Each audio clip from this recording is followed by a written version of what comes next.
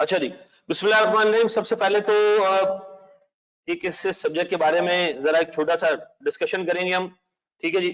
और फिर हम आगे बढ़ेंगे, कुछ कुछ एरिया हमने देखना है आज, ठीक है जी। अच्छा, तुम लोगों का जो है वो सारा जो लग रहा है अभी चल जाए यार, चल जा भाई।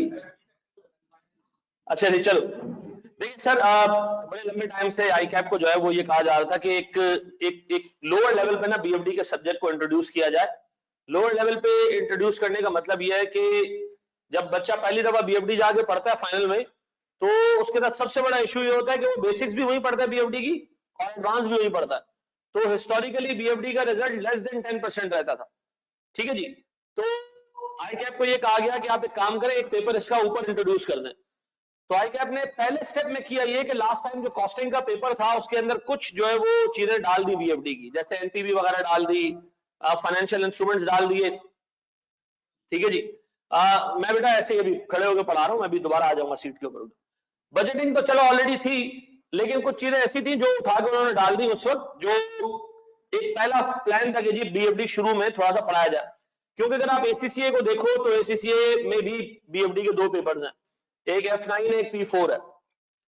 अगर आप आईसीएडब्ल्यू को देखो तो उसमें 3 पेपर है, ठीक है ना। एक बिजनेस प्लानिंग का पेपर शुरू में आता है जो एमसीक्यूज होता है, फिर एक दरमियान में आता है बिजनेस फाइनेंस का पेपर, और फिर एक बिल्कुल एंड में आता है जो लास्ट पेपर होते हैं उनके दो, business management and business finance का कंबाइंड पेपर होता है। हम अनफॉर्चुनेटली अभी तक बच्चों को जो है वो इंग्लिश, बिजनेस कम्युनिकेशन, लेटर कैसे लिखते हैं खाला को, लेटर कैसे लिखते हैं पापा को, राइटिंग स्किल्स, ठीक है जी। तो अनफॉर्चुनेटली हमारा बच्चा जाके एसीसीए में तो परफॉर्म कर लेता है, पास हो जाता है, अंग्रेज को हमारी अंग्रेजी समझ आ जाती है, लेकिन जो लोकल गोरा है उसको समझ में नहीं आती। तो राइटिंग स्किल्स में भी बच्चे फेल होते हैं, राइटिंग स्किल्स के पेपर में भी बच्चे फेल हो रहे होते हैं, जो एक अमेजिंग बात है, ठीक है जी। तो अल्लाह का शुक्र है कि आई कैप ने इस दफा किया ये कि यार ये सारी जो पुरानी चीजें थी ये निकाली कोर्स से, क्या बिजनेस मैनेजमेंट, एमएस ऑफिस, ये एक डाल दो कोर्स के तौर पे, ठीक है जी। रात दिन के आप बच्चे को पेपर के तौर पे उसको लेके आओ, पूरे 6 महीने उसको पढ़ाएं, ये पॉसिबल नहीं है। तो इन्होंने क्या किया, इनके पास अब एक रूम खुल गया कि वो एक अच्छा पेपर जो है वो ऊपर सेटअप कर सके। ये managerial and sorry managerial financial analysis का पेपर है, ये अभी भी प्रिलिमिनरी पेपर है। इसके अंदर मजीद ओवर द पीरियड जो है वो चीजें निखरेंगी, चेंज होंगी। अभी भी इसके अंदर कुछ ऐसी चीजें डली हुई हैं जो मेरे हिसाब से मतलब और ऐड होनी चाहिए, और कुछ चीजें ऐसी हैं जो मेरे हिसाब से अभी रेलेवेंट नहीं है, लेकिन चूंकि कोर्स का पार्ट बन गई है, पहला सेशन है तो हमें कवर करना पड़ेगी सारी चीजें। अच्छा जी, नॉलेज क्या चाहिए सर इस पेपर को पढ़ने के लिए? इस पेपर को पढ़ने के लिए हमें ऑलरेडी क्या चीजें पता होनी चाहिए? इस पेपर को पढ़ने के लिए आपका सिर्फ इंटरेस्ट होना चाहिए कि आपको जो है फाइनेंशियल मार्केट्स के बारे में चीजें सीखनी है। आपको ये पता चलेगा कि जी दुनिया में जो है वो बिजनेस किस तरह होता है, पैसे किस तरह बनाए जाते हैं, ठीक है जी। बड़े बड़े कॉर्पोरेट स्ट्रक्चर जो है वो चलते कैसे, ठीक है जी। कहां से पैसा आता है उनका, कहां इन्वेस्ट होता है, ठीक है जी। डिसीजन मेकिंग कैसे होती है। आप चार्टर्ड अकाउंटेंट बनने के बाद एग्जैक्टली जो काम करने जाओगे ना वो ये होगा, आप अकाउंटिंग नहीं करते हो जाके।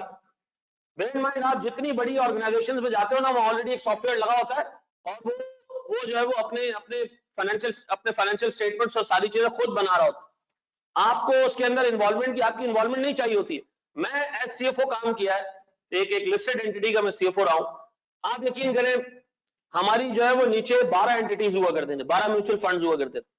मैंने एक दिन अपने ऑफिस में, साल में सीएफओ रहा हूं, एक दिन मैंने उठा के फाइनेंशियल स्टेटमेंट्स नहीं देखे कि अकाउंटिंग सही हो रही है नहीं। क्यों भाई? ये जो हम आप पढ़ते हैं ना यहाँ पे, एक सिंगल एंट्री, अकाउंट जल गया, रिकॉर्ड जल गया, जो है वो अकाउंटेंट नशे में था, डेबिट कर दिया, क्रेडिट करना भूल गया, क्रेडिट कर दिया, डेबिट करना भूल गया, दोनों डेबिट कर दिया, ये प्रैक्टिकली पॉसिबल नहीं है।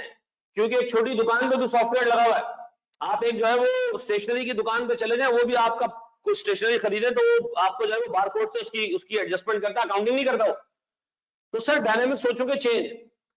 फ्यूचर का चार्टर्ड अकाउंटेंट बिजनेस फाइनेंस में और टेक्नोलॉजी में अच्छा होना चाहिए, ठीक है जी। आपको डिसीजन लेना आना चाहिए, आपको बहुत सारी चीजों पे इनपुट दिया जाएगा, आपके सामने डाटा पड़ा होगा, आपने उस डाटा को इंफॉर्मेशन बनाना है, और फिर उसकी बेसिस पे डिसीजन लेना भी है। तो ये पेपर आपको ये सिखाएगा कि कंपनीज में डिसीजंस कैसे लिए जाते हैं, बड़े डिसीजंस। पैसा कहां से लाना है, इन्वेस्ट कहां करना है, प्रोडक्ट कौन सी बनानी है, कौन सी बंद करनी है, सप्लायर कौन सा पिक करना है, कस्टमर्स की सिलेक्शन कैसे होनी चाहिए, एक्सपोर्ट करें या लोकली बेचें, ठीक है जी। टैक्स का जो सारा हिसाब किताब है, टैक्स बचाने के लिए क्या करना चाहिए, ठीक है जी। अगर मैं पाकिस्तान से बाहर कोई चीज भेज रहा हूं या पाकिस्तान के बाहर से कोई चीज मंगवा रहा हूं, तो मुझे टैक्स कंसिडरेशंस कैसे देखनी चाहिए, ये सारी चीजें हम इसके अंदर सीखेंगे। मैं आपको इतना बता रहा हूं, अगर एक बंदा सीखने की नीयत से बैठे ना, इस पर्टिकुलर सब्जेक्ट के आगे पूरी एक क्वालिफिकेशन है सीएफए की। मैं सीएफए की क्वालिफिकेशन की भी है, तो मैं तुम्हें इसलिए बता सकता हूं कि मैंने बीएफडी जब पढ़ा पहली दफा तो मैं फेल हो गया। पहली दफा जब जाके फाइनल में बीएफडी पढ़ी तो मैं फेल हो गया। फेल होने के बाद मैं तरीके से पढ़ा उसको, सेकंड में पढ़ता ना बंदा तरीके से। मैं कभी किसी टीचर को रखता नहीं अपने पास जो पहले अटेम्प्ट में पास हुआ। बहुत हार्डली आपको कोई ऐसा बंदा नजर आएगा जो पहले अटेम्प्ट में पास। पहले अटेम्प्ट वाला जो है वो कभी डिटेल में चीजें नहीं पढ़ता। दूसरी अटेम्प्ट में जाके तो बंदा मतलब मजा आता है, समझ आती है चीजें। ऐसा है कि नहीं है? दूसरी अटेम्प्ट में जाके तो बंदा देखता है खोल के चीजें कि यार मैं मतलब क्या पढ़ रहा हूँ क्या नहीं पढ़ रहा हूँ, इस तरह की चीजें पहली दफा जो है वो सामने आती है। तो मतलब सीन इस तरह है कुछ कि हमने जो है वो ऐसे ही लेके चलना है चीजों को कि मतलब सीखना भी है, एग्जाम की भी तैयारी करनी है। और मेरा ये एम रहेगा, मेरी ये कोशिश रहेगी कि सेशन के दौरान मैं आपके सामने जो मार्केट के बड़े प्लेयर्स हैं, जो इंडस्ट्री में जो है वो इन्वेस्टमेंट मैनेजमेंट के अंदर बड़े नाम हैं, मैं उनको आपके सामने लेकर आता जाऊं वक्तन फवक्तन, और आपको बताऊं कि ये एक इंडिविजुअल है जो इतना बड़ा पोर्टफोलियो संभालता है, अरबों रुपए का काम करता है, ठीक है जी। तो मैं by the passage of time इस सब्जेक्ट के अंदर आपको बाकी के लोगों से मिलवाता रहूंगा इंशाल्लाह ताला, ठीक है जी। क्लियर है? अच्छा जी, हम बढ़ते हैं जनाब अपने कोर्स में क्या क्या हमारे पास, ठीक है जी। सलमान आ गया तो रामपुर है, कहाँ बैठा हुआ? अच्छा ये बैठा हुआ सामने। आवाज थोड़ा सा मसला कर रही है भाई, आवाज सही है बिल्कुल? आवाज आ रही है ऑनलाइन वालों? है जी, तो ऑनलाइन वाला भाई अच्छा आ रही है आवाज, चलो। अच्छा जी, मैनेजरियल एंड फाइनेंशियल एनालिसिस में दो पार्ट्स हैं, एक हमारा मैनेजमेंट का पार्ट है, एक हमारा फाइनेंशियल पार्ट है। अच्छा, जिन लोगों ने बीएम ऑलरेडी पढ़ा हुआ है, किसी जमाने में पढ़ा था नहीं दिया था, उनको इस पेपर के अंदर कोई फायदा नहीं है, ठीक है ना, क्योंकि ये वो बीएम नहीं है जो आप पहले देख रहे थे, ठीक है जी। ये बीएम भी बीएफडी से लिंक्ड है, ठीक है जी। कैसे लिंक्ड है बीएफडी से सर? वालेकुम सलाम जी। कैसे कैसे लिंक्ड है बीएफडी से? देखो बीएफडी से ऐसे लिंक्ड है कि मैं आपको कहूं जनाब बताओ हम प्रोडक्ट्स खुद बनाएं या आउटसोर्स कर दें। मिसाल दे रहा हूं, बिल्कुल क्लास पढ़ाने के दौरान कोई हरकत नहीं करेगा, ठीक है, तो समझदार बंदे हो यार, पढ़े हो मेरे साथ जी। मिसाल के तौर पर एक चीज हम बना रहे हैं 100 रुपए में और बाहर से अवेलेबल है 90 रुपीज में, क्या करना चाहिए? 90 रुपए की खरीदने, खुद क्यों बना रहे हो? हमने उससे 90 रुपए की खरीदने के चक्कर में अपने सारे लेबर फोर्स को मना कर दिया, जाओ घर जाओ, हमने नहीं बनाना, हम बाहर से खरीदेंगे। उन्होंने मिन्नत समाजत की, यार हमारा होगा कि, हमने कहा दफा हो जाओ, नहीं रखना तुम, भागो यहां से। फैक्ट्री भी वापस कर दी, मशीनें भी बेच दी, खरीदना शुरू कर दिया। अगले साल में उसने कॉस्ट 110 कर दी। अब दोबारा लेके आए सब कुछ है, दोबारा लेकर आए, क्या करें सर? इसका मतलब है डिसीजन मेकिंग सिर्फ एक एस्पेक्ट को देख के नहीं की जाती, आपको हजारों चीजें देखनी पड़ेंगी, आपको बिहेवियरल एस्पेक्ट्स देखने पड़ेंगे, आपको नॉन फाइनेंशियल फैक्टर्स देखने पड़ेंगे, ठीक है जी। तो ये सारी चीजें आप पढ़ोगे मैनेजरियल पार्ट के अंदर, ठीक है जी। अच्छा देखो, फाइनेंशियल पार्ट होगा प्योर बीएफडी। अच्छा भाई, पूरा कोर्स आप खुद पढ़ाएंगे?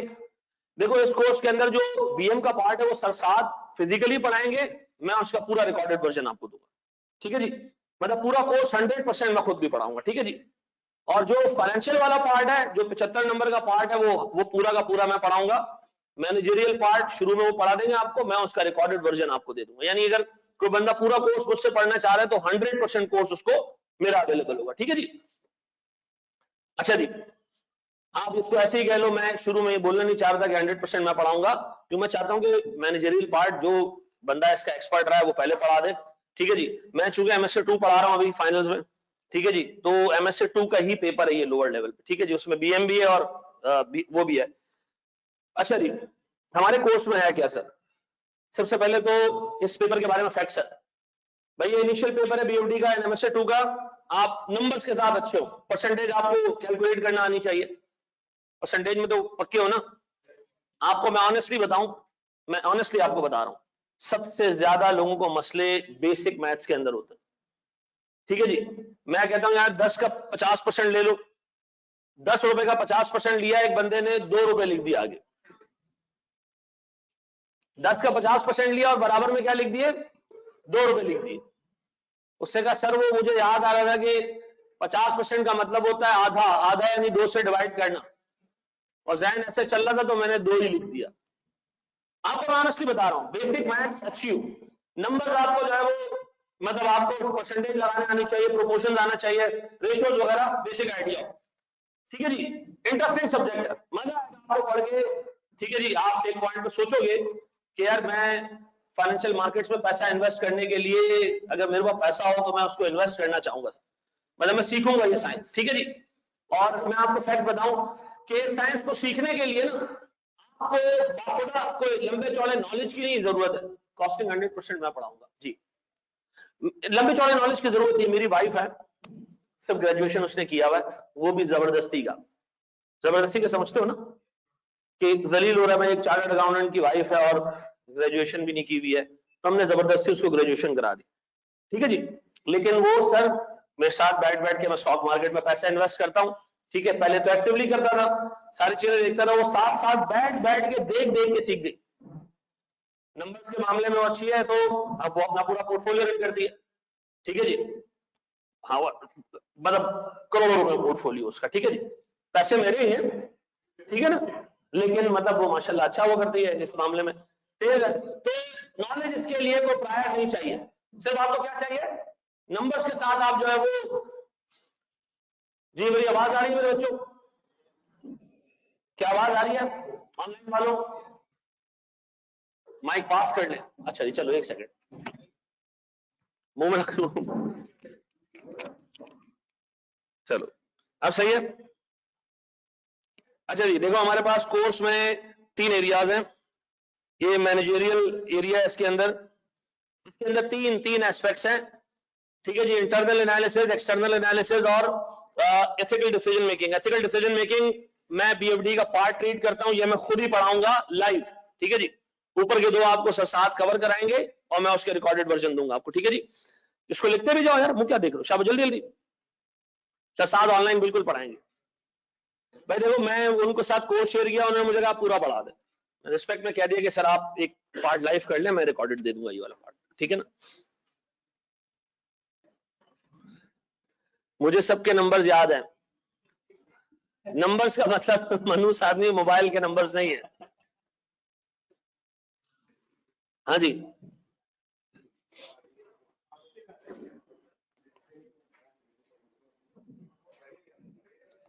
आ जाओ मेरे बच्चों शाबाश। लॉ के 2 पेपर्स साथ उठाना वुड बी रीजनेबल बिकॉज तीनों थ्योरी तो नहीं हो जाएंगे। अच्छा ये थ्योरी नहीं है, ये पेपर 80 मार्क्स टोटल नंबर्स के साथ आएगा, ठीक है ना, इसमें 20-22 नंबर से ज्यादा की थ्योरी नहीं होगी, ठीक है जी, ये थ्योरी नहीं है, ये टोटल 3 चैप्टर्स 3 एरियाज हैं, ठीक है जी, दो चैप्टर इसके अंदर हैं, 2 इसके अंदर हैं, शायद एक आध इसके अंदर है। अच्छा भाई किताब जो है ना मेरे पास आ गई आईकैप की, मैं आपसे एक मरतबा आईकैप से पूछ के आपको शेयर कर लेता हूँ, ठीक है जी। किताब इसकी एमएफए की आ चुकी है मेरे पास, क्योंकि टीचर्स को जो है वो या एजुकेशन कमेटी में जो लोग होते हैं उनको पहले मिल जाती है। It will be highly unethical कि मैं उनसे बगैर इजाजत दिए आपसे वो चीज शेयर कर दूं, पहले मैं उनसे इजाजत ले लेता हूं, तो मैं आपके ग्रुप में जो है ना वो किताब शेयर कर दूंगा, ठीक है जी। मैं फिर बता दूं ये थियोरेटिकल सब्जेक्ट नहीं है, ये बिल्कुल भी थियोरेटिकल सब्जेक्ट नहीं है, आज की क्लास के बाद तो मैं अंदाजा हो जाएगा ये थियोरेटिकल नहीं है। हाँ ये टोटल बेटा इसमें से नीचे वाला पार्ट अगर मैं हटा दूं ना तो ऊपर के दोनों चैप्टर्स 15 से 20 मार्क्स के टोटल, ठीक है जी। एथिकल डिसीजन मेकिंग एक ऐसी चीज है जो कोर्स में ऑर्डर पे डाली गई है, ठीक है जी। एथिक्स के 2 कोर्सेज भी डाले गए हैं, फेसबुक पे हाल देखा गया है और उसके बाद ये डिसाइड किया गया है कि भाई लोगों को थोड़ी सी एथिक्स सिखाई जाए, ठीक है जी, है। हाँ वेरी गुड सर। आपको पता है अकाउंटिंग में भी क्यों है, क्योंकि उसमें 0 से लेकर 9 तक नंबर आते हैं, नंबर है नहीं है, अभी जब तुम पढ़ो तुम्हें अंदाजा हो जाएगा कितना क्यों है। अच्छा भाई हम एक चीज पढ़ते हैं रिग्रेशन एनालिसिस, ठीक है जी, वो हमने पढ़ा क्यूटी में और हम समझते हैं वो क्यूटी का पार्ट है, नहीं भाई क्यूटी में आपको रिग्रेशन एनालिसिस कैलकुलेट करना सिखाया जाता है, कहां इस्तेमाल होगा, उसकी लॉजिक क्या है, फाइनेंस में उसका क्या रोल है, डिसीजन मेकिंग में कहां इस्तेमाल होगा, ये हम यहां सीखेंगे। ठीक है जी, ये हम यहां सीखेंगे। लेकिन मैं ये अज्यूम करूंगा कि तुम्हें रिग्रेशन कैलकुलेट करना या नहीं आता, ये मैं अज्यूम करके चलूंगा, बेफिक्र रहो। ठीक है जी, नहीं नहीं मैं वाकई बिल्कुल सही हूं, इसलिए सही हूं कि मैं आपकी तरह एक स्टूडेंट रह चुका हूं ना, और ज्यादा दूर नहीं है कि मैं मतलब जो आखिरी अपनी चीज पढ़ी है 2015 में पढ़ी है। 2015 में मैंने जो है वो एक पेपर दिया है पीआरएम का, तो मुझे है आइडिया कि आप लोग जो है वो, यार मैं आज पढ़ाता हूं, आज मुझे 15 साल हो गए, लेकिन मैं हर दफा जब भी क्लास में आता हूं उससे पहले चीजें देख के आता हूं। जब मुझे 15 साल बाद भी चीजें देख के आने की जरूरत पड़ती है, तो मैं तुम लोगों से क्या एक्सपेक्ट करूं कि तुम लोग ने जो है वो अभी एसी में चीज पढ़ ली होगी और तुम्हें अभी तक वो याद होगी, घंटा याद नहीं होगी तुम्हें। ठीक है जी, एमएफए लेंथी सब्जेक्ट है। एमएफए को मैं ऐसे कंपेयर करूंगा कि एमएफए जो है ना वो FAR1 के दुगना सब्जेक्ट है, जितना FAR1 का कोर्स है ना उससे डबल है ये। ठीक है जी, हाँ FAR2 कम है थोड़ा सा, मतलब FAR1 के 1/2 होगा वो। अच्छा, इससे इससे बड़ा सब्जेक्ट जो है वो आपका लॉ का सब्जेक्ट होगा शायद, उसके बाद सबसे बड़ा सब्जेक्ट यही। अच्छा जी, चलो चलो चलो चलो आगे बढ़ो यार। सर मेन एरिया आपका आता है financial analysis and risk management, इसमें 35 से 50 मार्क्स का एरिया है, और ये एरिया सर जो तुम्हारा दिमाग खराब करेगा। इसमें तुम सीखोगे कि कंपनी पैसे कैसे जमा करती है, फिर उस पैसे को इन्वेस्ट कैसे करती है। व्हाट इफ के कंपनी मल्टीपल सेक्टर्स में इन्वेस्टेड हो, तो कैसे इन्वेस्टमेंट करेगी। अगर सर इन्वेस्टमेंट ऐसी हो जहां फॉरेन करेंसी में पैसे आ रहे हो, फॉरेन करेंसी में जा रहे हो, तो वो कैसे काम चलेगा उसके अंदर। ठीक है जी, और इंटरेस्ट रेट रिस्क कैसे मैनेज होगा, अगर हमने लोन लेना है या सूद तो पैसा लगाना है, तो अगर मैं लोन ले रहा हूं मेरा डर क्या होगा, बैंक ने कहा आपको इंटरेस्ट रेट जो मार्केट में चल रहा है वो देना है, डर क्या हमारा कहीं मार्केट में इंटरेस्ट रेट बढ़ ना जाए। तो इस तरह की चीजें हम यहां पढ़ेंगे। ठीक है जी, ये होगी सर मेन थीम हमारी पूरे सब्जेक्ट की। ठीक है जी, नोट कर लो इसको।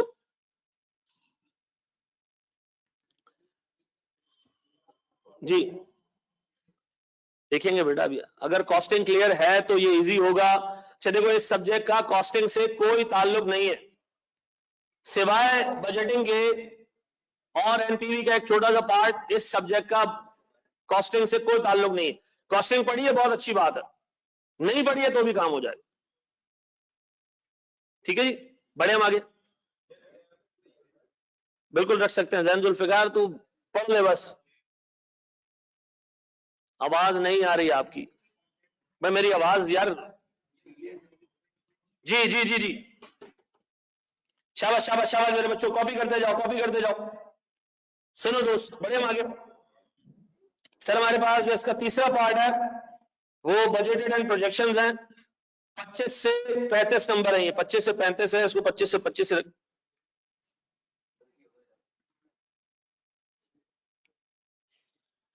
सर इसके अंदर सिर्फ 3 चैप्टर्स हैं। इसका मतलब पता है 25 से 35 नंबर के 3 चैप्टर्स, तो इसका मतलब है इनमें से कम 2 सवाल जरूर आएंगे। कॉस्टिंग को इसके साथ ऑप्ट करना ज्यादा बेहतर है, अगर किसी ने नहीं पढ़ा तो कोई इशू वाली बात नहीं यार, बस इतना तुम्हें आना चाहिए कि यार पैसे कमाने के लिए 2 रुपए की चीज 3 रुपए में बेचनी है, आगे मेरा काम है करा दूंगा। ठीक है, बस इतना बताओ जी।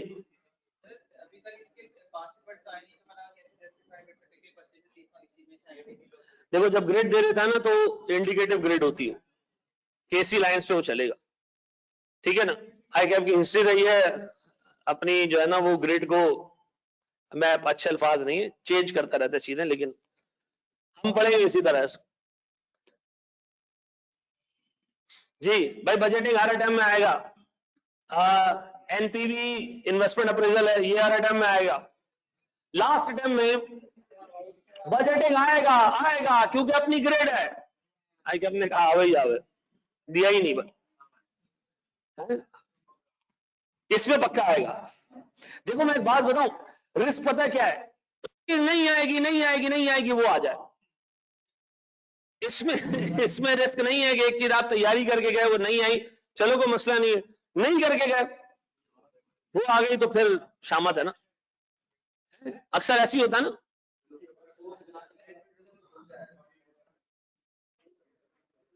बिल्कुल बिल्कुल बिल्कुल पढ़ाएंगे बेटा। अच्छा, लोगों की ना इस चीज से भी जान निकली हुई है, जिन्होंने बीएम का पेपर दिया है वो सोच रहे हैं कि अल्लाह करे निकल जाए, नहीं तो ये पढ़ना पड़ जाएगा। यार ऐसे क्यों सोचते हो, ऐसे क्यों नहीं सोचते हो कि यार बीएम जैसे एक सूखे हुए सब्जेक्ट से अच्छा आप जो है वो नंबर्स बेस्ड सब्जेक्ट पढ़ लोगे, जो आपको आगे फ्यूचर में आसानी देगा। ठीक है जी, चलो जी आगे आगे आगे आगे। कर लिया कॉपी? माशाल्लाह जी, इसको छोड़ दो, इस पे हम बात करते रहेंगे पूरे टर्म में।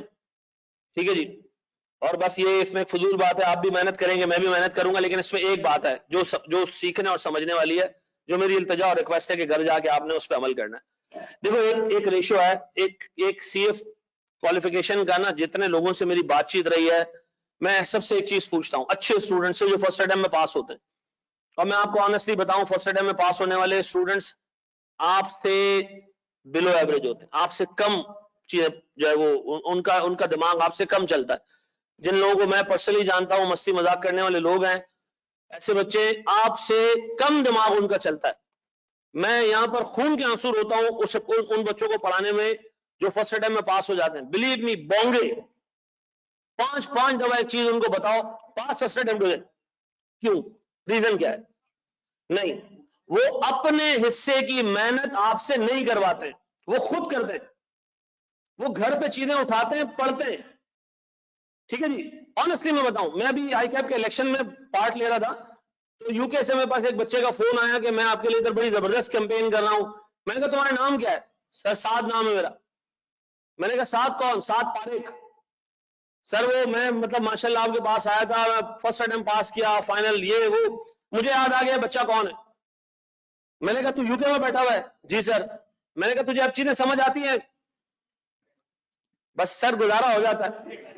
ठीक है ना, वो बंदा फर्स्ट अटेम्प्ट पास हुआ, क्यों? मेहनती था बहुत, एक्सट्रीम लेवल पे मेहनती, अपने घर पे करने वाला काम वो खुद करता था, ये नहीं करता था कि वो आपको छोड़ दे। ठीक है जी, देखो मैं एक बात बताऊं, हमारे यहां पर टीचर एक प्राइड फील करता है एक चीज में कि मैंने जो है ना वो बच्चों को 300 सवाल करवाए। क्या बच्चे ने उन 300 में से 50 भी ऐसे हैं जो खुद अटेम्प्ट किए? क्या आपने उसको इस लायक बनाया कि वो 50 भी अटेम्प्ट कर पाता? क्या आपने उसको इस लायक बनाया कि वो सवाल उठाए और 50-60% ही सही कर ले? अगर मैंने आपको इस लायक नहीं बनाया ना, तो मैं एज अ टीचर नाकाम हूं फिर। ठीक है जी, मेरी पूरी कोशिश ये रहेगी कि यार मैं आपके हिस्से की दौड़ भी दौड़ूं, लेकिन एटलीस्ट आपको इतना तो सिखा दूं कि आप अपने हिस्से की दौड़ दौड़ना शुरू तो करो। ठीक है जी, आप हाथ तो डालो सवाल में, आप सवाल का साइज देख के जज करते हो ये मुश्किल है आसान है। ऑनेस्टली मैं आपको बताऊं, पेज डाउन क्वेश्चन दे दो, आपका खून खुश्क, वही हालत खराब। ये कौन करेगा? इसको पढ़ेगा कौन? करना तो छोड़ो, पढ़ेगा कौन इसको? ठीक है जी, मेरी रिक्वेस्ट है यार थोड़ा सा जो है वो इस पे ध्यान देना। सर देखो, मैं आपको क्लास में मोर देन 200 आवर्स दूंगा इस सब्जेक्ट पे, घर जाके जो क्लास का आधा टाइम है ना, इतना तो कर लोगे ना? हाँ सर देखेंगे हम, देखेंगे हम। अच्छा सुनो सुनो, इस पूरे सब्जेक्ट के अंदर मेरी जितनी क्लासेस होंगी, मैं आपको जो है वो उसमें तो पास पेपर्स है नहीं, मजा आएगा है?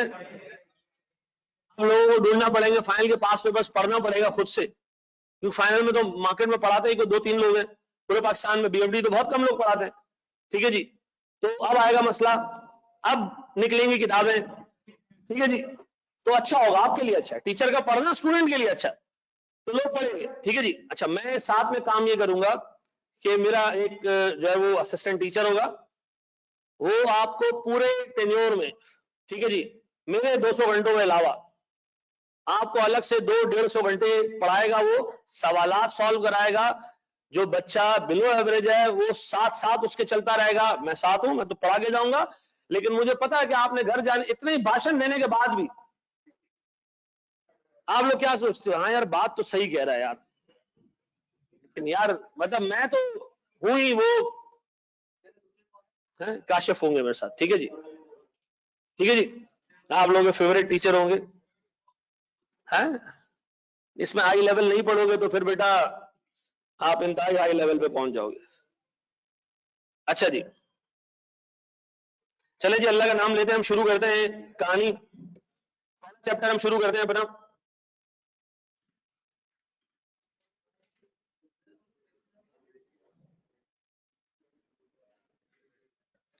तैयार हो मेरे बच्चों? लास्ट अटेम्प्ट में कॉस्टिंग का पेपर आई कैप ने एमएफए की तरह बनाया था।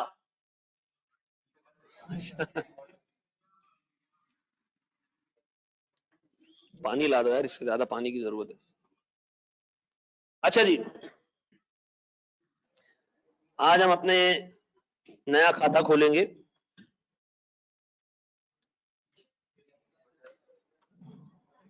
मना ना कर दे,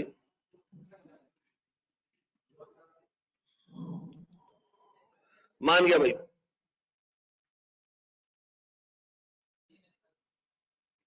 छुप जा भाई अंदर। चलिए, पीपल कैन सी यू। अच्छा जी, सुनो मेरा दोस्त, मैं एक छोटी सी इलस्ट्रेशन आपके सामने रखूंगा। अच्छा मुझे एक बात बताओ सर, बड़ी बेसिक सी बात करते हैं, सारी बातें एक तरफ रख के बहुत बेसिक सी बात करते हैं। मुझे एक चीज ये बताओ, हमने बचपन में एक चीज पढ़ी थी, एक सोल ट्रेडर होता है, ऐसा? एक कौन है जनाब? Soul trader. सोल ट्रेडर कौन है भैया? जो अकेला मालिक है, वही बिजनेस चला रहा है, रात को दुकान बंद करता है, घर आ जाता है, सो जाता है, सुबह उठता है, दुकान खोलता है, काम चला रहा है, उसी की अकल है, उसी का पैसा है, सबको जो है वो विजडम उसी की, ठीक है जी, वही सारा बिजनेस चला रहा है। वो मर गया, बिजनेस खत्म, ठीक है जी, वो मर गया, बिजनेस खत्म, हमारे अब्बा का इंतकाल हुआ, दुकान बंद, हम निकल गए पढ़ाने के लिए। क्या कह रहे हो?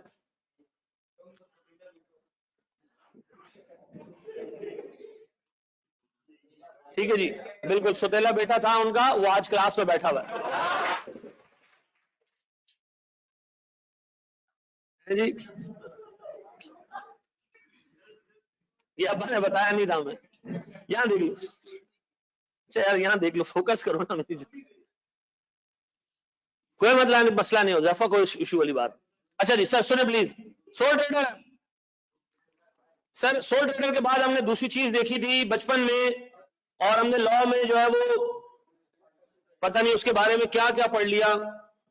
पार्टनरशिप सेटअप है सर, ये पार्टनरशिप भी इसी तरह ही है सर, कोई 20 मैक्सिमम लोग मिलके अपने पैसे डालते हैं, बैंकों को से लोन ले लिया, ये 20 लोगों की टोटल विजडम है, 20 लोगों का पैसा है, एक छोटा स्ट्रक्चर चल रहा है, ठीक है जी। पार्टनर एक भी मर गया, पार्टनरशिप अग्रीमेंट खत्म हो जाता है, नया अग्रीमेंट बन जाएगा, ऐसा। लेकिन मैं फिर एक बात बता दूं, आमतौर पे 20 पार्टनर्स नहीं होते, आमतौर पे 3-4 पार्टनर्स होते हैं, झगड़े उगड़े होते हैं, मामला हो जाता है खत्म, ठीक है जी। सर ज्यादा पैसा सोल ट्रेडर के मुकाबले में पार्टनरशिप कलेक्ट करता है, ज्यादा बड़ा बिजनेस कर सकता है। एआईटीटी में 2 ओनर्स हैं, ठीक है जी, कल मिसाल के तौर पर हम 4-5 बिजनेस टाइकून्स को ऐड कर लें, हम यूनिवर्सिटी बना सकते हैं, हम ऐसा नहीं करते, ठीक है जी, उसके अपने रिस्क है, अपने रिवॉर्ड हैं। लेकिन सर जितने ज्यादा पार्टनर्स उतना ज्यादा फाइनेंस, ठीक है जी। लेकिन अगेन इधर भी ओनर ही बिजनेस मैनेज कर रहे हैं, डिसीजन मेकिंग कौन कर रहा है? 20 लोग हैं बैठ के, 18 लोग हैं, 16 लोग हैं, 5 लोग हैं, 4 लोग हैं, जितने पार्टनर्स हैं वही डिसीजन ले रहे हैं, दिमाग उनका लग रहा है, पैसा उनका लग रहा है, डन। उनके दिमाग में जितनी इस्तेताअत है, उनके पास जितना पैसा है, उसी हिसाब से उनका बिजनेस ग्रो करता है, ऐसे ही। सर जब हम आते हैं तीसरी चीज पे, हमारे पास आता है जनाब कंपनी स्ट्रक्चर। रुक जाओ, कंपनी स्ट्रक्चर पे हम बात करें, सर यहां पर ओनर्स बहुत सारे, यहां पर ओनर्स बहुत सारे, सर हम पूरे एमएफए में ना तो पार्टनरशिप को कंसिडर करेंगे, ना हम सोल ट्रेडर को देखेंगे, हम ऑल द टाइम किसको देख रहे होंगे? कंपनी को देख रहे होंगे, डन। अब बताओ सर, कंपनी में हजारों शेयर होल्डर्स हैं, लाखों शेयर होल्डर्स हैं, कुछ कंपनीज तो ऐसी हैं जिनके शेयर होल्डर्स की तादाद सर मिलियंस में, ठीक है जी, जिनको अपनी एजीएम करने के लिए पूरा पूरा स्टेडियम हायर करना पड़ता है, ठीक है जी। अब बताओ इस कंपनी के अंदर 2 बड़े मसले, इसके अंदर ओनर अलग है, मैनेजमेंट अलग है, ठीक है जी, ओनर अलग है, मैनेजमेंट अलग है। बिजनेस कौन चलाता है? वेरी गुड सर, मैनेजमेंट चलाती है। बिजनेस कौन चलाती है? ओनर का क्या काम है? ओनर का काम है सर पैसा कंट्रीब्यूट करना, एक सर्टेन पॉइंट इन टाइम के बाद आके मैनेजमेंट की कारकर्दगी देखना और डिविडेंड खाना। यहां पर शेयर होल्डर्स या ओनर्स डायरेक्टली बिजनेस में इन्वॉल्व नहीं होते, चलाता कौन है? अब बताओ इस पूरे सब्जेक्ट में हम किस कैपेसिटी में काम करेंगे? मैनेजमेंट की कैपेसिटी में। इस पूरे सब्जेक्ट में हम कौन होंगे और हम काम किसके लिए कर रहे होंगे? सर शेयर होल्डर्स के लिए। किसके लिए काम कर रहे होंगे? हमारा ऑब्जेक्टिव क्या होगा? शेयर होल्डर की वेल्थ को बढ़ाओ। हमारा ऑब्जेक्टिव क्या होगा? शेयर होल्डर को फायदा दो। ठीक है जी, पूरा ऑब्जेक्टिव हमारा यही होगा। पूरे सब्जेक्ट का क्रक्स ये, आप मैनेजमेंट रोल में होंगे और आप फायदा दे रहे होंगे किसको? शेयर होल्डर्स को। ये बात भेजे में बैठती है। अच्छा जी, अब मैं आपसे सर बेसिक से सवाल पूछ रहा हूं, कंपनी को पैसा कौन देगा? कंपनी में पैसा कहां से आएगा? कंपनी में पैसा दो लोग लेकर आएंगे। गौर से देखना, कंपनी में पैसा लेकर आएगा शेयर होल्डर, ओनर, और कंपनी को पैसा देगा लेंडर। कौन पैसा देगा? लेंडर, यानी जिससे उधार लेना है कंपनी को। अब बताओ सर, कंपनी के सोर्सेज ऑफ फाइनेंस कितने? दो। कौन कौन से? शेयर होल्डर्स हैं, और दूसरा सर मेरे पास लेंडर्स। क्या लेंडर्स को मैं आसान भाषा में डेट होल्डर कह सकता हूं? डेट होल्डर का मतलब जिसने कंपनी को उधार दिया है, लोन दिया है। अब बताओ सर, इस कंपनी के स्टेक होल्डर्स कितने? दो। कौन कौन? शेयर होल्डर और, मैंने वर्ड क्या इस्तेमाल किया? Stakeholder. कौन सा? स्टेक होल्डर, जिनका हिस्सा है जिस कंपनी के अंदर, जिसका सर लगा हुआ पैसा। स्टेक होल्डर कौन है? शेयर होल्डर्स और लेंडर्स हैं। अच्छा, अब मुझे बताओ, मैनेजमेंट काम किसके लिए करती है? मैनेजमेंट काम किसके लिए करती है? मैनेजमेंट काम करती है दोनों के लिए, स्टेक होल्डर्स के लिए यानी शेयर होल्डर्स के लिए भी, और अब बताओ मैनेजमेंट का फोकस क्या होता है? जिन लोगों ने हमें पैसा दिया है, लोन दिया है, इनको हमने सूद पहुंचाना है, इनको इनका पैसा वक्त पे वापस करना है, इनको सूद पहुंचाना है, इनको इनका पैसा वक्त पे वापस करना है। ऊपर वाले के लिए क्या ऑब्जेक्टिव है? बाकी जो बचे शेयर होल्डर को दे देना है। बाकी जो बचे, तो बताओ वेल्थ किसकी मैक्सिमाइज करनी है? शेयर होल्डर की। नीचे वाले को क्या करना है? इसको क्या करना है? जितना इसका बनता है सूद वो दे देना है, जितने इसके पैसे बनते हैं वो दे देने। ऊपर वाले के लिए क्या करना है? जितना हो सके कमाओ, जितना हो सके कमाओ। ये बात समझ आती है? अब बताओ, हम इस पूरे सेटअप में, पूरे सिलेबस में क्या पढ़ेंगे? कंपनी का सेटअप पढ़ेंगे। हम किस रोल में होंगे? मैनेजमेंट के रोल में होंगे। हमारा एम क्या है? लेंडर को उसका पैसा सूद समेत वापस करना, और दूसरा सर शेयर होल्डर्स की वेल्थ को मैक्सिमाइज करना। अगर मैं 2 नंबर का एक सवाल पूछ लूं कि जी आप या कंपनी के मैनेजमेंट के क्या 2 मेजर रोल्स एंड रिस्पांसिबिलिटीज है, क्या जवाब दोगे? सर स्टेक होल्डर्स को सर्व करना, लेंडर को उसका पैसा सूद समेत वापस करना, और शेयर होल्डर को जितना हो सके कमा के देना, वेल्थ मैक्सिमाइज करके देना। ऐसा है? ऐसा है? ये कॉपी कर लो सर, शाबाश।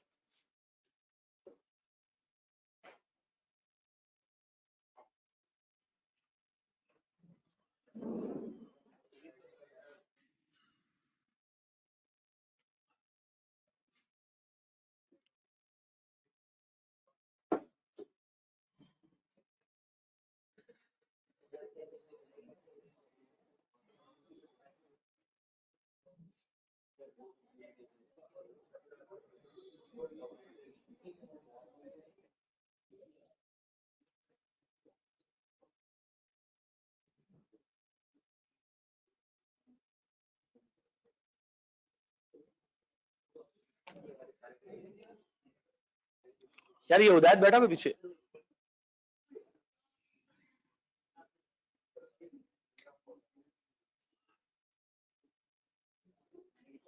हाँ, उसको बोल यार आके कैमरे को सीधा कर दे ताकि मैं बैठ के पढ़ा लूं कुछ।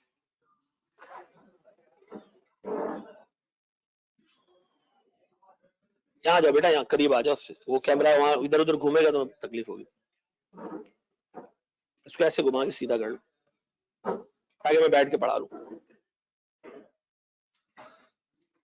चलो जी, बढ़े आगे हम। क्या हम आगे बढ़े?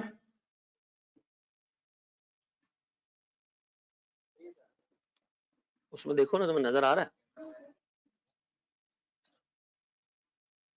सेट नजर आ रहा है? मुकम्मल? अच्छा लग रहा हूं? चलो जी, जूम कर दे, जूम आउट कर दे। अच्छा जूम कर दे, कैमरे को जूम कर दे। चलो छोड़ दो, फिर आके वो कर देता है, रुक जाओ। अच्छा जी, चलो मेरे बच्चों, मुझे एक चीज ये बताओ, तैयार हो? तैयार हो भाई? अगले 10 मिनट में हम एक ऐसा कॉन्सेप्ट पढ़ेंगे जो बुनियाद बनेगा पूरी बिजनेस फाइनेंस की, बुनियाद बनेगा पूरे बिजनेस फाइनेंस की। फिर रिपीट कर रहा हूं, अगले 10 मिनट में एक ऐसा कॉन्सेप्ट हम पढ़ने जा रहे हैं जो बुनियाद बनेगा पूरे बिजनेस फाइनेंस के सब्जेक्ट की। तैयार हो? आ जाओ, आ जाओ, चलो जी। अच्छा मुझे एक चीज ये बताओ बेटा, सारी चीजें 2 मिनट के लिए छोड़ दो, बिल्कुल चुप हो जाओ, सही कर दो। सर मुझे एक चीज ये बताएं बेटा, बिल्कुल चुप, बिल्कुल चुप। मैंने आपको कहा 10 मिनट में यार। सर कंपनी के शेयर होल्डर्स ने मिसाल के तौर पे कंपनी को 1 लाख रुपए दिए, ये सोच के दिए कि 1 लाख रुपए जो हम दे रहे हैं हमें इस पे कंपनी 16% का रिटर्न देगी। अच्छा कंपनी शेयर होल्डर को रिटर्न कैसे देती है? आपने अगर कभी किसी कंपनी का शेयर खरीदा हो तो कंपनी उस पर डिविडेंड देती है, कैश आपको देती है हर साल के एंड पे, क्वार्टर के एंड पे। कुछ कंपनी 6-6 महीने पे देती है, कुछ कंपनी हर महीने देती है, कुछ कंपनी जो है साल के एंड पे आपको देगी। ये शेयर होल्डर 1 लाख रुपए कंपनी को दे रहे हैं इस नियत से कि इंशाल्लाह इस कंपनी से हमें क्या मिलेगा, 16% का रिटर्न मिलेगा। डन। अब ये दरमियान में कंपनी मौजूद है सर, कंपनी के पास 1 लाख रुपए आ गए। कंपनी का पहला टारगेट, मैनेजमेंट का पहला टारगेट क्या है? कम से कम इस 1 लाख रुपए पे क्या कमा के देना है? 16%। इसके लिए कोई कॉस्टिंग की जरूरत है, कोई साइंस की जरूरत है, फिजिक्स आना चाहिए आपको, केमिस्ट्री आनी चाहिए? नहीं, आपको सिर्फ इतना पता है कि कंपनी को अगर लाख रुपए मिले हैं then company has to pay a return of 16% to the shareholders, ऐसा मिनिमम, बेयर मिनिमम। डन। अच्छा कंपनी ने क्या किया, और पैसे चाहिए थे, कंपनी ने लोन ले लिया। कौन आ गया साथ में? Debt holder. आइंदा के बाद बैंक को हम कहेंगे डेट होल्डर। डेट होल्डर यानी कंपनी का डेट इंस्ट्रूमेंट इनके पास है, यानी कंपनी को इन्होंने लोन दिया हुआ है। ठीक है जी, ये 50,000 रुपए लेके आए। इन्होंने कंपनी से कहा हम आपसे 10% का सूद चार्ज करेंगे। कितना? 10%। कंपनी के मैनेजमेंट ने कहा आप लोग इतने अच्छे क्यों हैं, वो जो शेयर होल्डर है वो हमसे 16% मांग रहे हैं, आप इतने अच्छे क्यों हैं, आप तो हीरो निकले। उन्होंने कहा नहीं हम हीरो नहीं निकले भाई, हमें हमारा पैसा चाहिए वक्त पे। जो आपको लोन दे रहे हैं ना 50,000 रुपए, एक सर्टेन पीरियड के बाद ये हमें वापस चाहिए। और जो 10% का सूद है, चाहे तुम प्रॉफिट कमाओ या ना कमाओ, चाहे कमाओ या ना कमाओ, ये 10% तुम्हें हमें पे करना है। शेयर होल्डर मांग 16 रहा है, आप इसको 15 भी दोगे ये गालियां देके चुप हो जाएगा, फेसबुक पे जाके बायकॉट कर देगा और क्या करेगा, ठीक है ना, इसके आगे बेचारा कुछ नहीं करेगा, ऐसा इसके अलावा कुछ नहीं करेगा। अच्छा शेयर होल्डर को आप 20% दे दोगे, खुश हो जाएगा। ठीक है जी, यानी शेयर होल्डर का रिटर्न लिंक्ड है प्रॉफिट के साथ। अगर प्रॉफिट होगा शेयर होल्डर कमाएगा, अगर प्रॉफिट नहीं होगा तो, अगर शेयर होल्डर्स को प्रॉफिट बहुत ज्यादा मिला मे भी हम 16% से ज्यादा दे दें इसको, अगर सर प्रॉफिट कम हुआ मे भी 16% से कम देंगे, और जो पैसे इन्होंने दिए वो इनको वापस नहीं करेंगे। तो फिर सर जो इन्होंने पैसे दिए वो वापस नहीं करेंगे तो ये पैसे कहां से लेंगे? फिर एक बंदे ने आके पैसे दे दिए कंपनी को, कंपनी ने कहा जाओ अब नहीं मिलने, तो वो क्या करेगा? लिख दिया company non refundable, fee once paid is non refundable. अब मुझे एक बात बताएं सर, वो करेगा क्या? जाके बार अपना शेयर किसी दूसरे बंदे को, क्या ओनरशिप यानी शेयर बिक सकता है? किसी दूसरे बंदे को जा सकता है? Yes sir. पार्टनरशिप में नहीं जा सकता, पार्टनरशिप में पार्टनर्स चेंज, कंपनी के अंदर शेयर होल्डर तब्दील घंटों में तब्दील होते हैं, मिनट्स में तब्दील होते हैं, ऐसा। अब बताओ शेयर होल्डर को ज्यादा रिटर्न क्यों मिल रहा है? क्योंकि इस बंदे ने रिस्क ज्यादा लिया है। क्या ज्यादा लिया है? रिटर्न कम होगा इसको रिटर्न कम मिलेगा, रिटर्न ज्यादा होगा इसको रिटर्न। मांग क्या रहा है बेचारा? मांग तो 16 रहा है, आप 15 भी दोगे, 13 भी दोगे, 12 भी दोगे, गालियां देके चुप हो जाएगा, ऐसा। ज्यादा दे दोगे दुआएं देगा। नीचे वाला बंदा, आपका प्रॉफिट है या नहीं, आपने उसको 10% देना है, और जब प्रॉफिट नहीं होगा तो क्या करेंगे? एसेट्स बेच के उसको देंगे। हमने मिसाल के तौर पर, तारीख तो नहीं और मैंने उधार लिया, कल एआरडीडी में हालात बुरे हो गए, कैमरा बेच के देना पड़ेगा उसको। पार्टनर होगा तो, होल्डर होगा तो सबर कर लेगा, कहेगा भाई बिजनेस में हम शरीक हैं, लॉसेस भी हमारे, प्रॉफिट्स भी हमारे। अब मुझे बताओ शेयर होल्डर का रिटर्न हमेशा डेट होल्डर से, पहला सबक सीख रहे हो, शेयर होल्डर का रिटर्न हमेशा डेट होल्डर से ज्यादा होगा। डेट होल्डर को उसका पैसा वापस मिल जाता है, शेयर होल्डर बेचारे को पैसा कंपनी से डायरेक्ट वापस नहीं मिलता। डेट होल्डर को अपना रिटर्न गारंटीड मिलता है, शेयर होल्डर को अपना रिटर्न गारंटीड नहीं मिलता, कभी ज्यादा मिलता है कभी कम मिलता है, ऐसा? ये बात समझ आती है? अच्छा जी, वेरी गुड हुजैफा, एक्सीलेंट यार। अच्छा जी, अब सुनो सुनो सुनो सुनो, कंपनी के पास कितने पैसे पड़े हुए? 1.5 लाख। हम कौन है? हम हैं कंपनी की मैनेजमेंट, हम हैं घर की मासी, साहब को भी खुश रखना है, बेगम साहबा को भी खुश रखना है, ऐसा? इन्ना लिल्लाहि व इन्ना इलैहि राजिऊन। यार अल्लाह को मानो यार, मैं सीधी बात कर रहा हूं यार। मैं वाकई आपको बताऊं, कुछ प्रोफेशन में जाओ तो कहते हैं यार टीचर ने खराब कर दी, यार यकीन करो आप लोगों ने मुझे खराब कर दिया। अच्छा नहीं, चलो यहां देख लो, यहां देख लो, छोड़ो छोड़ो। अब बोला कंपनी के पास 1.5 लाख रुपए, कंपनी ने इस पे करना क्या है? इन्वेस्ट करना है। क्या करना है? लगाना है, बिजनेस में पैसा लगाना है। क्या करने के लिए? ताकि साहब को भी खुश रखें और बेगम साहबा को भी खुश रखें। साहब क्या मांग रहे हैं? शेयर होल्डर क्या मांग रहा है? 16% का रिटर्न। और डेट होल्डर क्या मांग रहा है? 10% का रिटर्न। Very good sir. अब सुनो जरा दोस्त, सुनो, ऑनलाइन वाले बच्चे बहुत अच्छे हैं। यहां देख लो, अब मुझे एक चीज ये बताओ प्यारे भाई, सारी चीजें 2 मिनट के लिए छोड़ दो, फोकस फोकस फोकस। कंपनी के पास पड़े हुए कितने? 1.5 लाख। मुझे एक बात बताओ, कंपनी को एटलीस्ट इस पैसे पे कितना रिटर्न कमाना है? मैं बताता हूं, कंपनी को 1 लाख रुपए पे, गौर से देखो, छोड़ दो सारी चीजें, 16% यानी 16,000 कमाने, 50,000 रुपयों पे 10% यानी टोटल कितने कमाने? 21,000। टोटल फंड्स कितने हैं? इसका मतलब है कंपनी को हर साल एनुअल, हर साल 21,000 रुपए कमाने। कितने पैसे इस्तेमाल करके? तो सर अगर मैं आपसे पूछूं 21,000 रुपए जो कमाने हैं, इसको 1.5 लाख से डिवाइड कर देते हैं, क्या आ जाता है? इसका मतलब है कंपनी को अपने हर 1 रुपए पे जो उसके पास मौजूद है, कितने कमा के देने? 14%। 1.5 लाख पे 14% अगर हमने कमा लिए तो हम शेयर होल्डर को 16% भी दे देंगे और डेट होल्डर को 10% भी दे देंगे। तो बताओ कंपनी को कमाना कितना है? 14%। ओवरऑल कितना कमाना है? ये 14% अगर हमने 1.5 लाख पे कमा लिया तो हम क्या कर पाएंगे?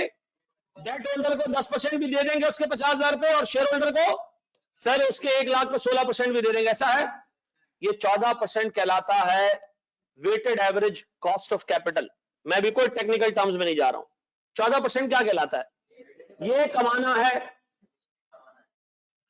उर्दू जुबान में, ये कमाना है। किससे कमाना है? ये कंपनी ने कमाना है, मैनेजमेंट उसको कमा के देगी, और कमा के देने के बाद हम बांटेंगे किसको? शेयर होल्डर को 16,000 बांटेंगे और डेट होल्डर को हम 10% बांटेंगे, यानी 50,000 का 10% 5,000, ऐसा है? ऐसा। अब बताओ कंपनी का टारगेट क्या है? कंपनी के पास जो 1.5 लाख रुपए पड़े हैं, कंपनी इसको 200 में डिवाइड करेगी, ये शेयर होल्डर का डेट होल्डर का नहीं। कंपनी कहेगी ये टोटल पैसा है, इस टोटल पैसे को हमने इन्वेस्ट करना है, और इन्वेस्ट ऐसे करना है कि हर 1 रुपए पे क्या कमाई हो? 14%। अगर 14% कमाएंगे तो शेयर होल्डर भी खुश और डेट होल्डर भी खुश, ऐसा है? अब बताइए 14% क्या है जो हमने कमाना है? अब सुनो सुनो सुनो सुनो, हमें मिला प्रोजेक्ट ए। हमें कौन? मैनेजमेंट को एक प्रोजेक्ट मिला कि एक स्कूल खोलते हैं। स्कूल में हम पैसे डालेंगे 70,000 रुपए। कितने? और जो सुनना, अब पैसा किसकी जेब में? कंपनी की जेब में। शेयर होल्डर और डेट होल्डर की जेब से निकल के कहां गया? कंपनी की जेब में। कंपनी की जेब में पैसा डाला क्यों गया? ताकि शेयर होल्डर को 16% कमा के दिया जाए और डेट होल्डर को 10% कमा के दिया जाए। अभी डिसीजन कौन ले रहा है? अब डिसीजन मैनेजमेंट ले रही है। अब शेयर होल्डर और डेट होल्डर डिसीजन नहीं ले रहा, उससे अपना डिसीजन और पैसा दोनों किसको दे दिए? मैनेजमेंट को। आप डिसीजन लो। मैनेजमेंट के सामने एक प्रोजेक्ट आया, प्रोजेक्ट का मतलब एक स्कूल खोलने का प्रोजेक्ट आया कि इसमें 70,000 रुपए डालो, हर साल आपको इस पे 20% का रिटर्न मिलेगा। कितने परसेंट का? क्या इस प्रोजेक्ट में पैसे डालने चाहिए? क्यों? देखो हमने कमाना कम से कम 14%। अगर किसी प्रोजेक्ट में इससे ज्यादा मिले तो बच्चा कह रहे नहीं, इससे मालिक जो है वो बिगड़ जाएगा, वो ज्यादा पैसे नहीं कमा के दे, नहीं। सुनो, 14% वो मिनिमम रेट है जो आपने कमा के देना है। किसको? कंपनी को। कंपनी क्या करेगी? शेयर होल्डर को 16% देगी और डेट होल्डर को 10% देगी। क्या प्रोजेक्ट ए में पैसा डालना लॉजिकल है? Yes sir. क्यों? क्या देखा आपने और ये डिसाइड किया कि प्रोजेक्ट ए में पैसा डालना चाहिए? सर हमने ये देखा कि 14% कमाना है और 20% का रिटर्न मिल रहा है, ये अगर आएगा तो इंशाल्लाह डेट होल्डर को तो उसका 10% ही देना है, इंशाल्लाह शेयर होल्डर्स को हम ठीक ठाक कमा के दे देंगे, खुश हो जाएंगे ये लोग। ऐसा क्या इस प्रोजेक्ट में पैसा डालना चाहिए? कितने पैसे इन्वेस्ट हो गए? फिर एक प्रोजेक्ट भी आया, उसमें पैसे डालने का टाइम आया 80,000 रुपए, इसका रिटर्न है 18%। कैश में भी पैसे डालें? पैसे डाल दे सर। अब बताओ, क्या कंपनी फुली इन्वेस्ट हो जाएगी? क्या कंपनी इन 2 प्रोजेक्ट से इतना रिटर्न कमाएगी कि अपने शेयर होल्डर और डेट होल्डर को खुश रख सके? अब गौर से सुनना, अब गौर सुनना। इस लकीर के इस तरफ जो चीजें आपने पढ़ी ये कहलाती हैं फाइनेंसिंग डिसीजंस। क्या कहलाते हैं? Financing decisions.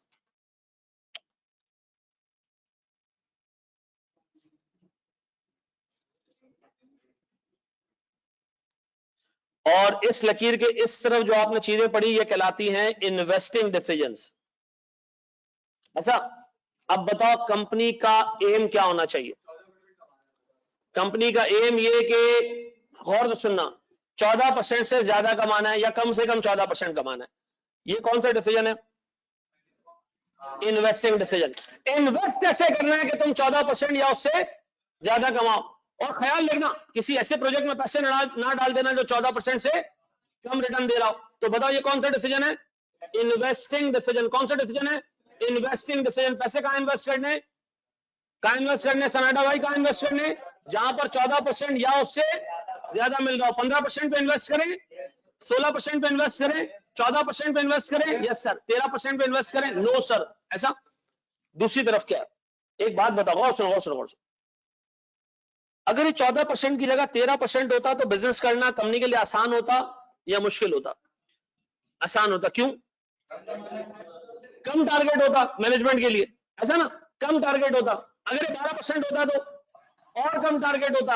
अगर ये 10% होता तो इसका मतलब ये रेट जितना कम हो कंपनी के लिए या मैनेजमेंट के लिए उतना बेहतर है। तो सर हमने कोशिश ये करनी है फाइनेंसिंग डिसीजन में कोई ऐसा बैंक ढूंढना है जो कम से कम कॉस्ट रखे। ठीक है जी, शेयर होल्डर्स भी ऐसे ढूंढने जो कम से कम रिटर्न मांगे। तो कंपनी के 2 ऑब्जेक्टिव्स हो गए, 2 ऑब्जेक्टिव्स हो गए। नंबर वन, ऐसे शेयर होल्डर और डेट होल्डर ढूंढो जो कम रिटर्न मांगे, जो कम रिटर्न मांगे, ताकि हमारी कॉस्ट कम हो जाए, ताकि हमें कम कमाना पड़े, टारगेट आसान हो जाए, टारगेट मीट हो पाएगा। दूसरा काम क्या है? ऐसी जगह इन्वेस्ट करो जहां से आपको ये 14% या जो भी यहां रिक्वायर्ड रिटर्न हो उससे ज्यादा रिटर्न मिले। बताओ फाइनेंसिंग डिसीजन क्या है? ऐसे शेयर होल्डर और डेट होल्डर ढूंढो जो कम से कम, और ऐसे प्रोजेक्ट में पैसा इन्वेस्ट करो जहां ज्यादा से ज्यादा रिटर्न मिले। कम से कम किसको करना है? सर जो रिक्वायर्ड रिटर्न है, जो 14% का जो रिक्वायर्ड रिटर्न है, जो हमें चाहिए, इसको क्या करना है? कम से कैसे? सस्ता बैंक ढूंढो, ऐसे शेयर होल्डर ढूंढो जो कम रिटर्न मांगते हैं, ये भी हम सीखेंगे। और ज्यादा से ज्यादा क्या करना है? ऐसे प्रोजेक्ट में पैसा डालो जहां से कमाई ज्यादा से ज्यादा हो। ऐसा है। अब बताओ, हमने पूरे कोर्स में 2 डिसीजंस पढ़ने, कौन से? फाइनेंसिंग। फाइनेंसिंग में हमारा ऑब्जेक्टिव क्या होगा? रिड्यूस योर कॉस्ट, इंटरेस्ट कम से कम। अच्छे बैंक ढूंढो, जाओ निगोशिएट करो, अपने आप को बेहतर करो ताकि आपकी क्रेडिट रेटिंग बेहतर हो, लोग आपको बेहतर समझें। एक नए बिजनेस को लोन कम रेट पे मिलता है या पुराने बिजनेस को? पुराने बिजनेस को। ऐसा एक स्टेबल बिजनेस को लोन कम रेट पे मिलता है या एक अनस्टेबल बिजनेस को? एक स्टेबल बिजनेस को। एक प्रॉफिटेबल बिजनेस को लोन कम रेट पे मिलता है, लॉस मेकिंग बिजनेस को? तो हमने कोशिश करना है कि रेट कम से कम हो। दूसरी तरफ हमने क्या कोशिश करनी है कि रिटर्न ज्यादा से, कॉपी कर लो। रिटर्न भी मॉनेटरी पॉलिसी रेट को देखकर सेट किया जाता है, हाँ, to a larger extent, yes. अच्छा जी, फिर एक और बच्चे का सवाल है, लेस होने से डेट फाइनेंसिंग कंपोनेंट को बेस बनाना पड़ेगा? नहीं, शेयर होल्डर्स भी हम ऐसे ढूंढेंगे, तला भी सीखेंगे हम शेयर होल्डर्स का डेट, किस शेयर होल्डर का रेट किस तरह कम किया जा सकता है। लेस होने से डेट फाइनेंसिंग नहीं नहीं नहीं नहीं, नहीं। जी जी मेरे बच्चों, शाबाश शाबाश शाबाश शाबाश, बिल्कुल खामोश, कॉपी करना सिर्फ।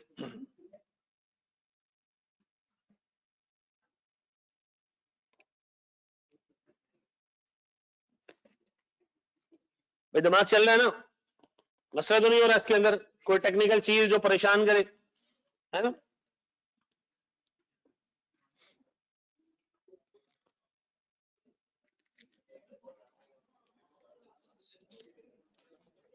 अच्छा जी, एक बच्चा पूछ रहा है जनाब इस सब्जेक्ट में आप अपनी बुक देंगे? बिल्कुल। टॉपिक का नाम बता दें, टॉपिक का नाम है बेसिक्स ऑफ फाइनेंशियल मैनेजमेंट, ठीक है जी। रिमेनिंग पैसे रिजर्व में, रिमेनिंग बचे ही कहां, 1.5 लाख पूरे खर्च हो गए। बिल्कुल सही कह रहे हो जैन, 14% ही तो इन्वेस्ट कर देंगे, आगे 14% पे भी होगा तो इन्वेस्ट कर देंगे हम। Wealth maximization criteria, wealth maximization criteria is the increase in wealth, is the amount of profits that the company earn. Sahil, हर कंपनी, क्या हर शेयर होल्डर, नहीं बता रहा हूं बेटा साहिल, इसको हम कैलकुलेट करेंगे, पूरा तरीका है इसको कैलकुलेट करने का कि हमारा शेयर होल्डर रिक्वायर्ड रिटर्न कितना मांग रहा है। उसामा थैंक यू बेटा, बुक आ गई है मेरे पास, आ गई है, ठीक है जी।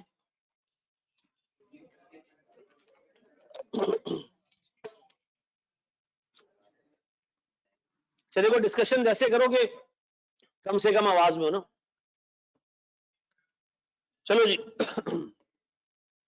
फाइनेंसिंग डिसीजन में हमारा इंपॉर्टेंट डिसीजन रिड्यूसिंग कॉस्ट है, बिल्कुल बेहतरीन है बेटा आयशा। अच्छा देखो, ये पर्चा आसान है मुश्किल, ये डिपेंड करता है इस चीज पे कि आपको कॉन्सेप्ट्स कितने अच्छे क्लियर होते हैं। देखो मैं फिर बताऊं, इसका पेपर लेंदी नहीं होता, कोई बंदा भी बीएफडी के पेपर में ये शिकायत नहीं करता कि पेपर लेंदी था। हर बंदा ये शिकायत करता है कि आता ही कुछ नहीं था, ठीक है जी। आता होगा तो लेंदी और नॉन लेंदी का फर्क पड़ेगा ना। तो 3 घंटे लोग गुजार लेते हैं पेपर में, ठीक है जी।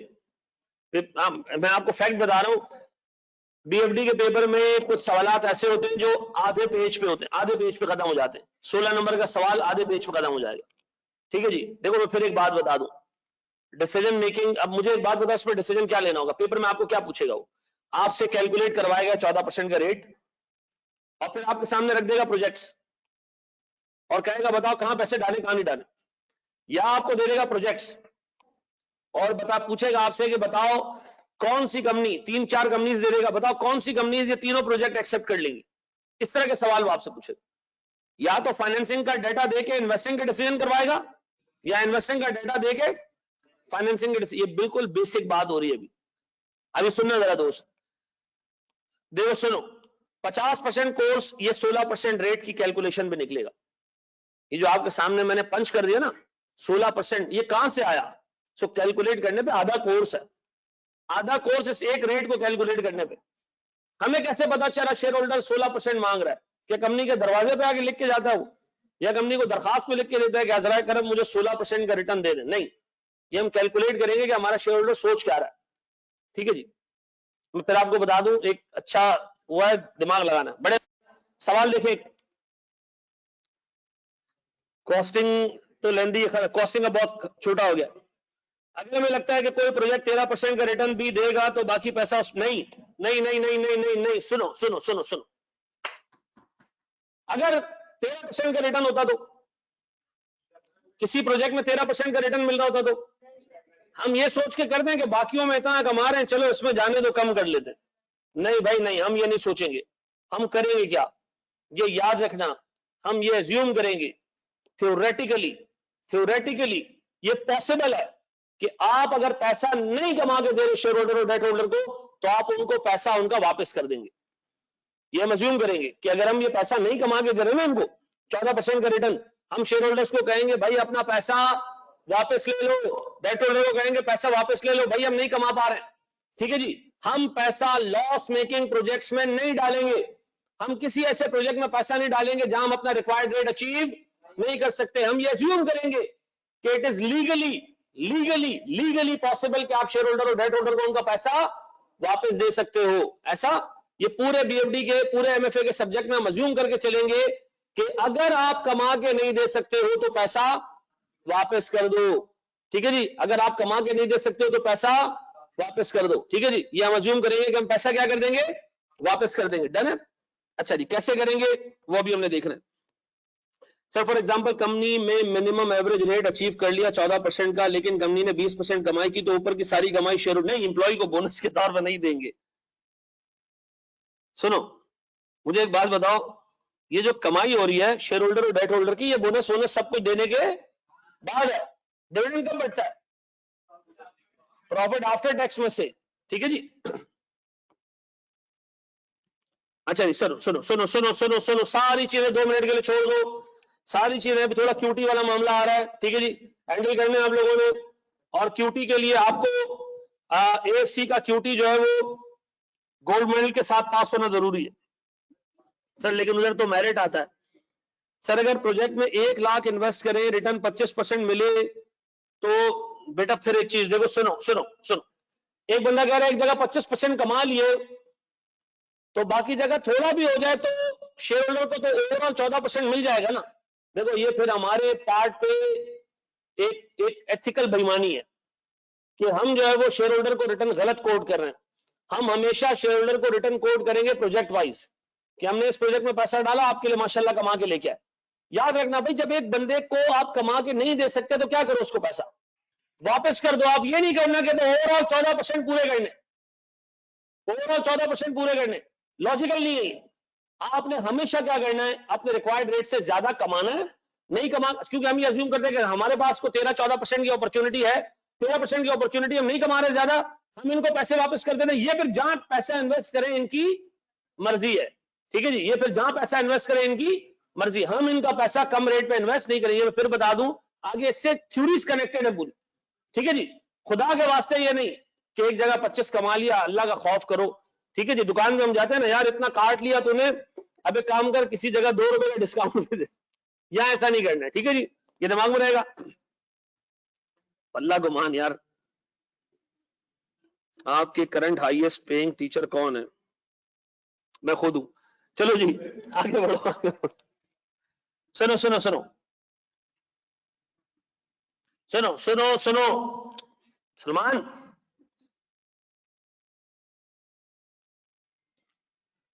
सर एक कंपनी है से, उसका नाम है एआरटीटी। एक छोटा सा प्रोजेक्ट है, एक छोटा सा प्रोजेक्ट है। एक बंदा सोच रहा है कि इसमें पैसा इन्वेस्ट करें या ना करें, ठीक है जी, गौर सुनना, बिल्कुल चुप।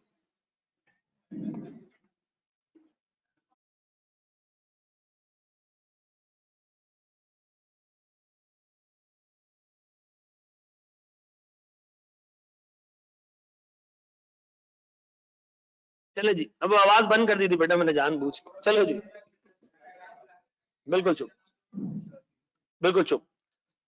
मैं अगर इस वक्त राइज होता ना, मैं खुश होता। क्यों? आप वेरी गुड सर, नाम हर जगह जा रहा है, हर बंदा सोच रहा है इतने पैसे क्यों चार्ज कर रहा है, कुछ तो होगा ना है? मैं आपको बताऊं, हम इसी तरह मशहूर हुए। हमें लोगों ने कहा यार इतने गलत लोग हैं, घटिया लोग हैं, अहमद शराब पीता है, ठीक है ना, नाले पे पड़ा रहता है शराब पी के, है? हमने कहा और करो, अल्लाह का शुक्र है आवाज खुली हुई है बेटा। चलो जी, अब सुनो, एआरटीटी एक वेंचर है, सुनना जरा गौर से। एआरटीटी एक वेंचर है, एक प्रोजेक्ट है जिसमें एक कंपनी पैसा इन्वेस्ट करना चाह रही है, ठीक है जी। उस कंपनी ने एआरटीटी के करंट हालात, पास्ट के हालात को देखते हुए एक एनालिसिस बनाया। उसने कहा अगले साल there is a 50% chance, there is a कब, नेक्स्ट ईयर, ठीक है जी, फ्यूचर की बातें हो रही है, गैप की बातें हो रही है। देयर इज अ 50% चांस कि एआरटीटी में अगर हमने पैसे इन्वेस्ट किए तो हमें 20% का रिटर्न मिलेगा एक साल का। कितने का रिटर्न मिलेगा? चांस कितना है इसका? 50%।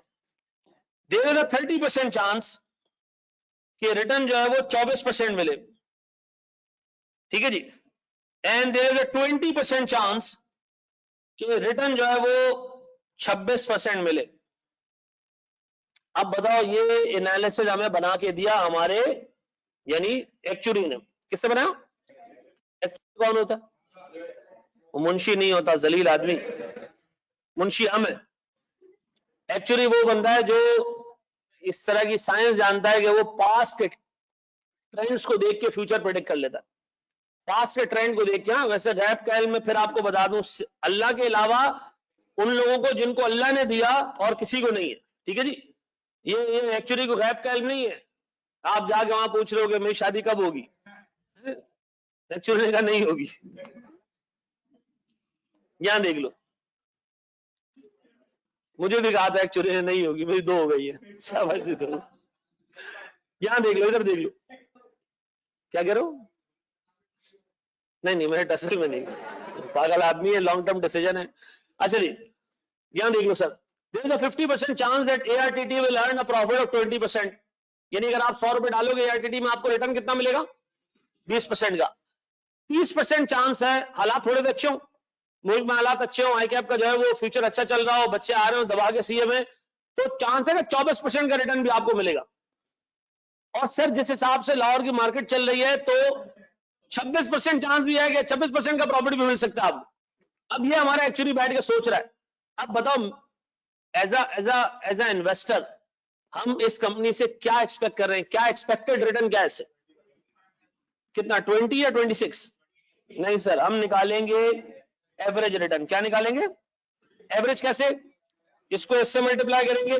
गौर से सुनो सुनो सुनो, पहले सुन लो, पहले बेटा सुन लो, निकालो क्या आ रहा है। 20% का कितना, फिर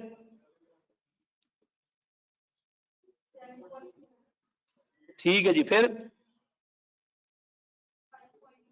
5 पॉइंट, इन सबको एडअप करो, 22 पॉइंट। तो गौर से सुनो, इसका मतलब है अगर एआरटीटी में पैसा इन्वेस्ट किया जाए तो ये एवरेज 22.4% का रिटर्न देगा, एवरेज। ऐसा अंदाजा है हमारा कि 22.4% के लगभग का रिटर्न मिलेगा। किसको? जो बंदा पैसा इन्वेस्ट करेगा, जो बंदा एआरटीटी में पैसा डालेगा, ऐसा। अब गौर सुनो, गौर सुनो, गौर सुनो। एक कंपनी आई जिसका नाम है कंपनी XYZ। इस कंपनी ने सोचा इस प्रोजेक्ट में पैसा इन्वेस्ट करें।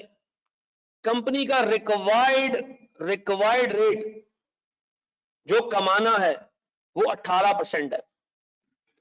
क्या पैसा इन्वेस्ट किया जाए? क्या कंपनी XY को इस प्रोजेक्ट में पैसा इन्वेस्ट करना चाहिए? क्यों? क्योंकि उसने अपने शेयर होल्डर और डेट होल्डर के लिए अगर 18% कमाना है, इस प्रोजेक्ट से उसको रिटर्न कितना मिल रहा है? 22%। एक और कंपनी आई, तो हुजैफा ने कहा नो। क्यों भाई? एक और कंपनी आई, कंपनी ABZ, ठीक है जी, उसका रिक्वायर्ड रेट था 24%। क्या वो इस प्रोजेक्ट में पैसे डाले? नहीं। क्यों सर? क्योंकि इस प्रोजेक्ट में 24% का रिटर्न नहीं मिल सकता, शेयर होल्डर और डेट होल्डर का रिक्वायर्ड रेट अचीव नहीं होगा। अब बताओ सर, अब बताओ, अगर मैं तुम्हें पीछे लेके जाऊं थोड़ा सा, बताओ ये 14% को मैं नाम दे सकता हूं रिक्वायर्ड रिटर्न। क्या नाम दे सकता हूं?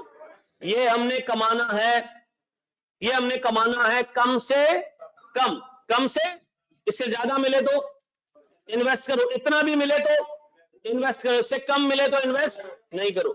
अब बताओ नीचे वाला प्रोजेक्ट क्या कंपनी XYZ के लिए फाइनेंशियली वायबल है? कंपनी कंपनी XYZ के लिए फाइनेंशियली वायबल है? क्या कंपनी ABC के लिए ये फाइनेंशियली वायबल है?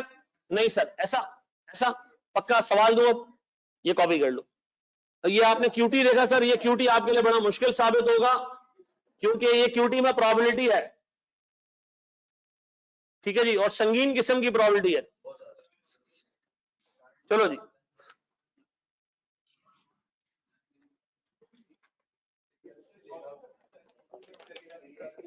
नहीं बेटा, इसको देखते रहना है, बस कॉपी नहीं करना है।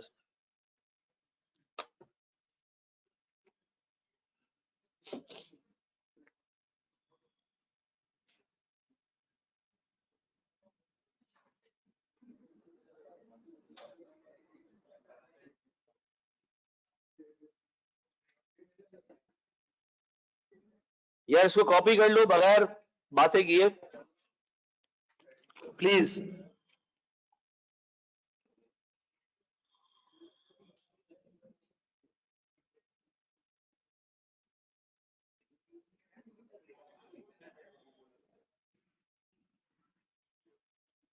चलो जी सर, अगर 16% वाले में पैसा डाला जाए और उतना नहीं कमा पाए बजट, अच्छा सुनो, एक चीज याद रखो, ये पूरा का पूरा सब्जेक्ट, ये पूरा का पूरा सब्जेक्ट मैं बहुत टेक्निकल टर्म्स इस्तेमाल कर रहा हूं, ये पूरा का पूरा सब्जेक्ट प्री इवेंट है। प्री इवेंट का मतलब इवेंट से पहले आप अंदाजे लगा रहे हो और इन्वेस्ट कर रहे हो, बाद में क्या होगा उसकी जिम्मेदारी नहीं है। अभी आपने अंदाजा लगाया ना एआरटीटी में 22.4% का रिटर्न एवरेज मिलेगा, मे भी आपको 150% का रिटर्न मिल जाए, मे भी आपको 1.5% का रिटर्न मिले तो ये हमारा बेस्ट अंदाजा है जिसकी बेसिस पे हम ये डिसीजन ले रहे हैं। डन, ठीक है जी। मौला अली ने एक, मौला अली की एक कॉल है कि मैंने अपने रब को अपने टूटते हुए इरादों से पहचाना, मैंने अपने रब को अपने टूटते हुए इरादों से पहचाना। यानी आप एक पूरी चीज को प्लान आउट करें, आप फिर उसको एग्जीक्यूट करने जा रहे हो, एग्जीक्यूट ना हो, तो इसका मतलब है एक अल्लाह है जो सारे निजाम को चलाता है, ऐसा है कि नहीं? तो ये दिमाग में रखना है, ठीक है जी। हम इस सब्जेक्ट को पढ़ेंगे, अंदाजा लगाएंगे, लेकिन एक्यूरेट रिजल्ट 100% किसी का बाप भी प्रेडिक्ट नहीं कर सकता, ठीक है जी। बढ़े हम आगे। यार ये सवाल नहीं पूछा करो आप शिया हो या आप सुन्नी हो यार, एम.कॉम भी कर रहा हूं, अच्छी बात है, करो इंशाल्लाह जुनैद। हाँ जी, चलो जी। नहीं, मैंने जेडीसी वालों के साथ हमने एक एग्रीमेंट किया और उस वक्त आईकैप के इलेक्शंस भी चल रहे थे। अगले दिन मेरे पास एक मैसेज आता है कि हम आपको वोट नहीं करेंगे, आप शिया हो। अच्छा, मैं उसमें ना कॉन्स्टेंटली काले कपड़े भी पहने हुए थे, तो मैं परेशान हो गया, मैंने कहा ये क्या सीन है। अच्छा, मैंने नंबर ट्रेस किया तो नंबर एक चार्टर्ड अकाउंटेंट का निकला, उसको मैंने कॉल किया, मैंने कहा यार आपने ऐसा कमेंट दिया है, पढ़े लिखे हो यार आप, आपको नहीं लगता कि हमें मसलक मजहब इवन मतलब मजहब से भी ऊपर बात करनी चाहिए, हम तो तालीम दे रहे हैं यार, इसमें कौन सा शिया और सुन्नी यार, इसमें कौन सा मतलब हिंदू मुसलमान, ये तो सब एक एक उसमें होने चाहिए यार, और वैसे तो साथ मुझे तो सबको एक नजर से देखना चाहिए। उन्होंने कहा नहीं लेकिन आपको पता होना चाहिए, ये आप खुद शिया और सुन्नी हो। मैंने कहा क्या ये मैटर करता है कि मैं शिया और सुन्नी हूँ? क्या मेरे पीछे आप नमाज पढ़ रहे हो हैं? मतलब क्या क्या मसला क्या है इसके अंदर? यार मुझे पता है एक चीज पे अफसोस होता है, जब पढ़ा लिखा बंदा इस तरह की बात करता है ना, तो फिर दिल जलता है इंसान का कि यार अगर हम लोग अभी भी इस चीज से बाहर नहीं आए तो फिर हम पता नहीं कहां खड़े हुए।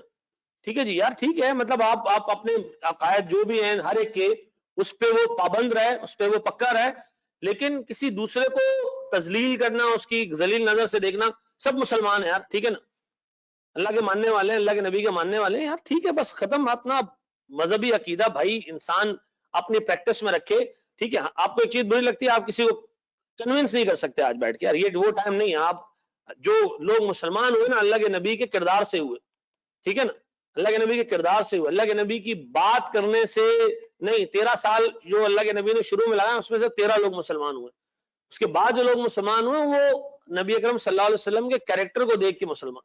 हम लोगों का हाल देखो यार, एक दूसरे पे काफर है, शिया है, सुन्नी है, पता नहीं क्या है, तो थोड़ा ख्याल रखो यार। जी जनाब, हमजा पूछ रहे हैं भाई FR1 न्यू टॉपिक्स ऐड हुए उनके लिए अलग से बिल्कुल रखेंगे। आगा खान वालों, नहीं बेटा इस पे छोड़ दो यार। चलो जी, वो बंदा एग्जामिशन लेके सीए बना हुआ, नहीं भाई पास करके गया। अच्छा, ये जो स्पेसिफिक प्रॉब्लम है ना कि कौन कौन से पेपर थे, क्लास के एंड पे देखते हैं इसको, ठीक है। सुनो, मैं आपको पहला क्वेश्चन दे रहा हूं जो आपने खुद सॉल्व करना है मेरे बच्चों। कह रहे भाई बिल्कुल चुप हो जा यार।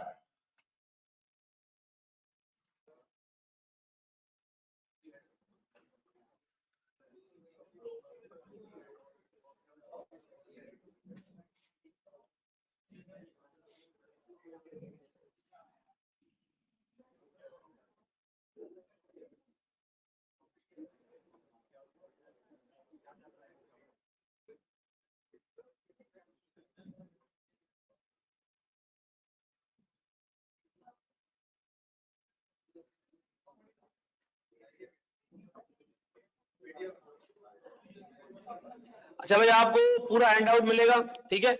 ये भी सिर्फ एक वार्म अप के लिए क्वेश्चन दे रहा हूं ताकि आप लोग जो है वो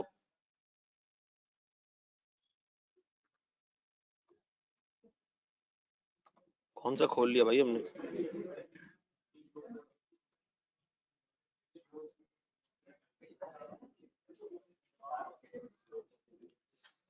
सर अगर पेपर रिजल्ट के बाद ऑप्ट करना है तो उसके लिए सेशन ऑर्गेनाइज होगा, हाँ इंशाल्लाह ताला। मियाँ आपको बता देता हूँ बेटा, मैं रुक जाओ। वैट की full form weighted average cost of capital. सुनो सुनो मेरे बच्चों, सुनो एक मुकम्मल क्वेश्चन।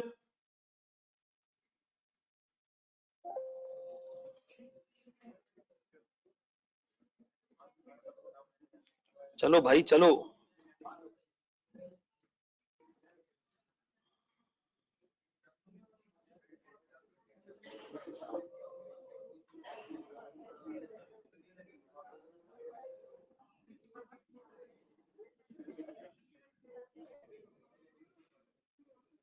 चलो जी सर, मुझे वैट निकाल के दे, शाबाश। मुझे weighted average cost of capital निकाल के दे सर। अगर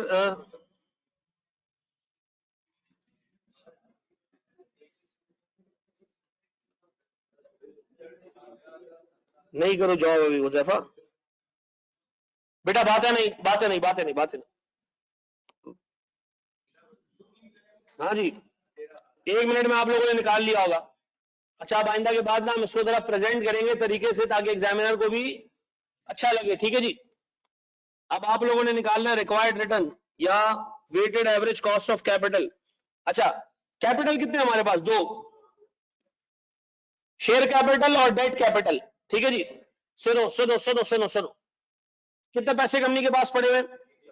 1,40,000 रुपए। 1 लाख पे क्या कमाना है? और 40,000 पे क्या कमाना है? यहां देख लो स्टैंड। अब बताइए, टोटल कमाई जो करनी है ना, ये दोनों ये करनी है 1 लाख प्लस।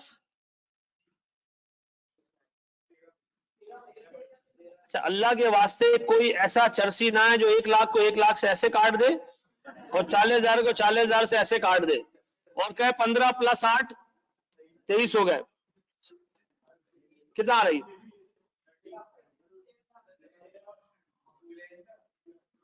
हाँ जी सुनो, अब बताओ हमारा एम क्या होना चाहिए यार, यहां देख लो। हमने कम से कम क्या कमाना है? 13%, ऐसा? सर बड़े आगे हम जनाब। अब मैं आपको डिसीजन मेकिंग का एक बेसिक सा सवाल दे रहा हूं। अच्छा, मैं ये सोच रहा था तुम लोगों को थोड़ा सा वक्त लगेगा चीजें समझने में, समझ आ रही है चीजें? पक्का? अच्छे बच्चे हो यार।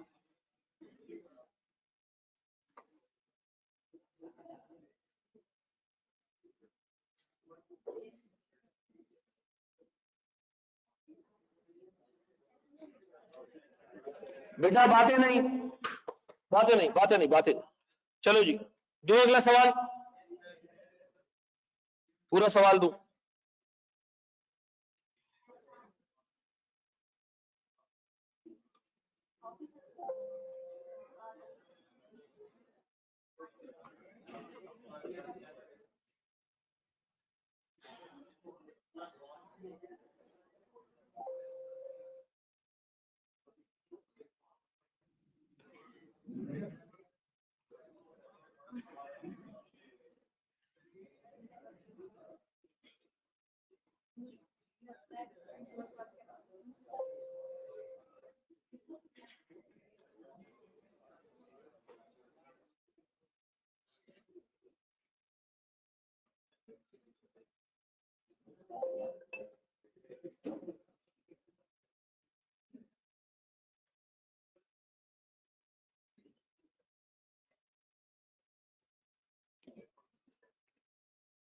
सर प्लीज बोर्ड पे देखिएगा दोस्त, यहां देख लिया मैं, सवाल आपके सामने पहले पढ़ देता हूं। ये कह रहा है जनाब जो भी है मलिक लिमिटेड है, मालिक लिमिटेड है, जो भी है सर, ये जो है वो नजर अभी आ जाएगा बेटा। सर ये कह रहा है जनाब Malik limited wishes to estimate its वैक। वैक का मतलब रिक्वायर्ड रिटर्न, ठीक है जी। In order to decide as to which investment opportunities to invest in, the company has the following capital structure. Share holder equity हमारे पास कितनी है? 1,43,000। सर हमारे पास डेट फाइनेंस कितने का है? सर हमारे पास 58,000 का डेट फाइनेंस। ऐसा अब बताएं सर इन दोनों के रिक्वायर्ड रिटर्न्स कितने कितने? शेयर होल्डर मांग रहा है 16%, डेट होल्डर मांग रहा है 10%, ठीक है जी। अब बताओ हमने ये इन्वेस्ट कहां करने? सर हमारे पास 3 प्रोजेक्ट्स हैं, पहले आपने वैक निकालना है, फिर हमारे पास प्रोजेक्ट्स कितने? 3 प्रोजेक्ट्स में है क्या? 30% चांस है कि प्रोजेक्ट ए इतने कमाए, 40% चांस है कि इतने कमाए, 30% चांस है कि इतने कमाए। इससे आपको क्या मिल जाएगा? प्रोजेक्ट ए का एवरेज रिटर्न, फिर प्रोजेक्ट बी का एवरेज रिटर्न, फिर प्रोजेक्ट सी का एवरेज रिटर्न। इन तीनों को देखते हुए आपने ये डिसाइड करना है कि कंपनी किस प्रोजेक्ट में पैसे डाले और किसमें नहीं डाले। ऐसा सबसे पहला काम क्या करना है? उसमें वैक निकालना है। वैक निकालने के बाद दूसरा काम क्या करना है? नीचे वाले प्रोजेक्ट्स का एक्सपेक्टेड रिटर्न निकालना है। फिर क्या करना है? ये चेक करना है कि हम वैक को देखते हुए इन प्रोजेक्ट्स में पैसे डालें या ना डालें। ऐसा शाबाश, शुरू हो जाओ।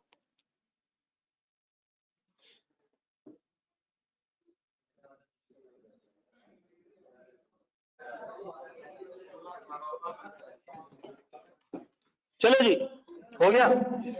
अच्छा, कौन से प्रोजेक्ट को निगेट करना है हमने? डी को। क्यों? वाकई तुम लोगों ने कर लिया ये? श्योर? चलो जी। अच्छा बताओ वैट कितना है पहले हमारे पास? 145,000 इंटू 16%। वेरी गुड मेरे बच्चों, नहीं करो यार, वाकई तुम लोग तो पढ़ने वाले निकले यार। लेकिन शुरू शुरू में होता है।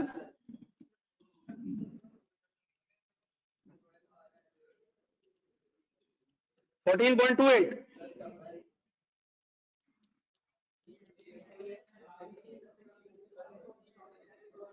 चलो चलो चलो, खैर है यार। सलमान,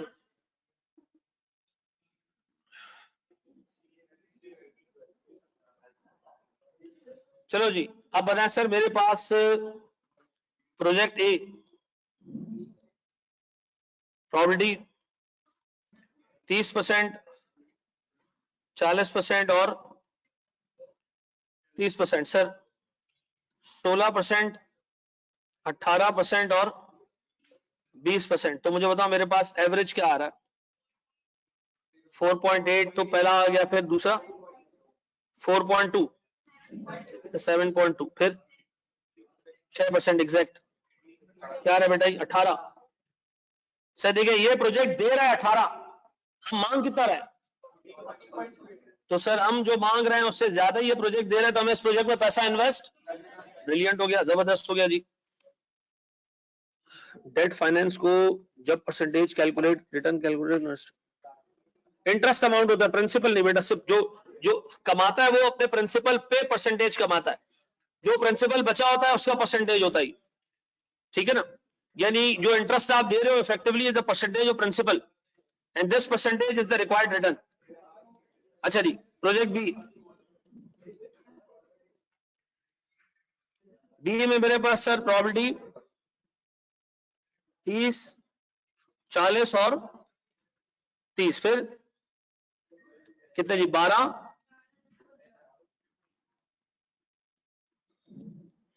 फिर मेरे पास एवरेज, फिर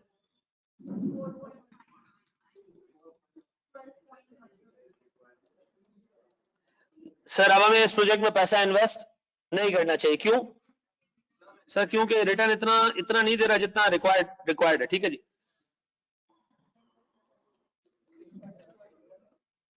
तीस, 40 और 30। मेरे प्यारे बच्चों बोर्ड पे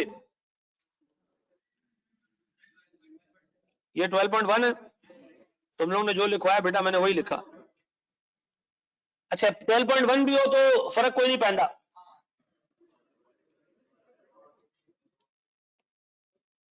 16, 18, 12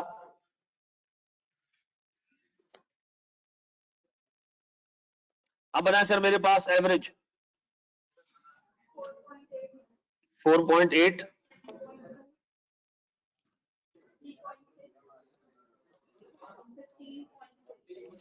सर हमें इस प्रोजेक्ट में पैसा इन्वेस्ट करना चाहिए, जो प्रोजेक्ट हमें छोड़ना है वो कौन सा है, वो प्रोजेक्ट भी है ऐसा। अब सुनो, देखो ये है एक लॉजिकल चीज जो आप लोगों ने पढ़ी। अब आईकैप का एग्जामिनर करता क्या है, वो कहता है नहीं इलॉजिकल नहीं, वो असल में हर एक का जो जैसे हमारा ब्रॉटअप है ना, एक ऐसे उसमें हुआ है कि हम कॉन्सेप्ट पे जाते हैं, एग्जामिनर शायद ये सोचता है कि यार फंसाएं कहां इसको, ऐसा कोई काम करो जहां ये सोच के भी कुछ ना करे, ठीक है ना।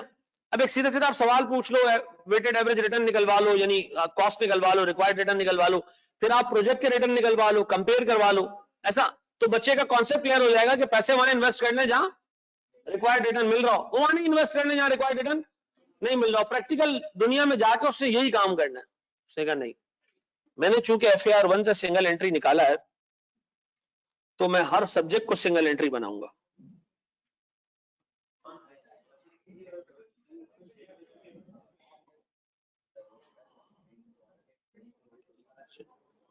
आगे के दो सवाल ना एग्जामिनर, सुनना जरा दोस्त, project A and C should be undertaken as the average return from the projects exceed the weighted average cost of capital। तला वेरी गुड यार, बेहतरीन। हाँ जी, आई कैप ने कहा कि भाई वैट तो आप मालूम करते हो, मैं आपको वैट खुद दे देता हूं 19% है। हमने कहा अच्छा, उसने कहा इक्विटी इतनी है, डेट इतना है। उसने कहा आप एक काम करें, कॉस्ट ऑफ डेट कैलकुलेट करें, अगर शेयर होल्डर्स का रिक्वायर्ड रेट 22% है, शेयर होल्डर 22% मांग रहा है, बताओ डेट होल्डर कितने परसेंट मांगे कि ओवरऑल रिक्वायर्ड रिटर्न 19% बने। अब बिल्कुल बच्चों वाली 2% का सवाल नहीं है, और इस तरह के सवाल पूछे भी नहीं जाने चाहिए, लेकिन आपका पेपर इस तरह के सवालों से भरा पड़ा होगा, ठीक है जी।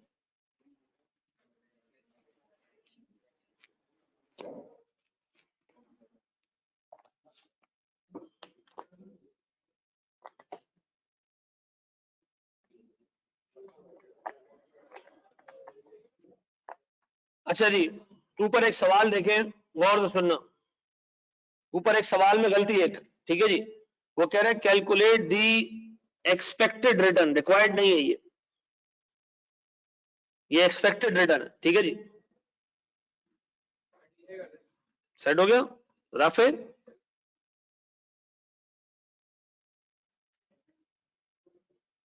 हाँ जी 10.75 पक्का।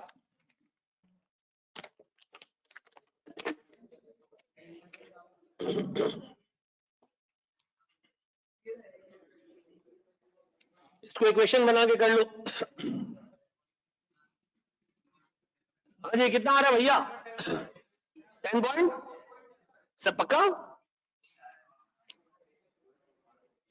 अच्छा यार, एक ऑनेस्टली एक चीज साथ साथ में कम्युनिकेट करते जाना। देखो मैं जो आपसे कह रहा था ना शुरू में कि आप नंबर्स के साथ अच्छे हो इस सब्जेक्ट में, वो नंबर्स का मतलब इस तरह की वो चीजें घुमाए फिराए तो आप चीजें कैलकुलेट कर सको, है ना। वो कह रहा भैया हमारे पास 1,65,000 रुपए का इक्विटी कैपिटल है, इस पे हमें रेट पता है 22% है, ये रहा सवाल में दिया हुआ है, ठीक है। लेकिन डेट कैपिटल हमारे पास 60,000 है, उस पे पता नहीं क्या रेट है, वो नहीं पता हमें,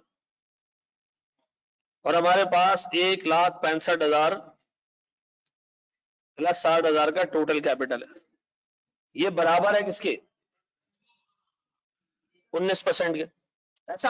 अब सुनो सुनो 2 मिनट छोड़ दो लिखना, इसको मैं 2 तरीके से करवा रहा हूं ताकि आइंदा के बाद आपका दिमाग वैसे चले। अब बताओ सर, ये दोनों ऐड कर दो, कितने होते हैं? 2 बेटा 2 मिनट बोर्ड पे देख लो, एक चीज सिखा रहा हूं समझ लो ताकि बाद में काम आ जाए, ठीक है। ये सिखा नहीं रहा, ये भी आपको मैथ्स कैलकुलेट करना सिखा रहा हूं, लेकिन इसके बाद एक चीज बता रहा हूं। 225 मल्टीप्लाई बाय 19%, ये वहां जाएगा 19% से मल्टीप्लाई हो जाएगा, ये बराबर है किसके? 165,000 का 22% और 60,000 का x%, ऐसा। अब तो x निकाल के दे दो, कितना जी? 10 पॉइंट, अच्छा सुनो सुनो सुनो सुनो बेटा, 2 मिनट, छोड़ दो सारी चीजें, छोड़ दो। 10.75 क्या है सलमान, है क्या ये 10.75? ये डेट होल्डर्स का रिक्वायर्ड रिटर्न है, ऐसा। अब सुनो सुनो, आपको पेपर में 12 दफा एक कैलकुलेशन करना पड़ेगी, वो सीख लो। बताओ कंपनी का टोटल कैपिटल कितना है, इन दोनों को मिलाओ कितना है, 2,25,000, ये टोटल कैपिटल है। इस पे आपने ओवरऑल क्या कमाना है, 19%, ओवरऑल 19 ही कमाना है। वैक हमारा 19% है, 2.25 के कैपिटल पे कमाना है। क्या मैं कोई ऐसी बात कर रहा हूं जो काबिल कबूल नहीं है? क्या मैं कोई पागल वाली बात कर रहा हूं? नहीं, इंसान वाली बात हो रही है ना। बताओ कंपनी को अपने पूरे कैपिटल पे कितना कमाना है, 42,750, ऐसा। अब बताओ for share holders, share holders के 1,65,000 रुपए हमने कमाना है, कितना, 22%, कितना, 36,300 बोर्ड पे। तो बताओ बाकी हमने किसके लिए कमाना है, और डेट होल्डर्स, डेटर्स नहीं, डेट होल्डर्स, डेटर्स नहीं, चर्सियों, डेट होल्डर्स जी, कितना, 64।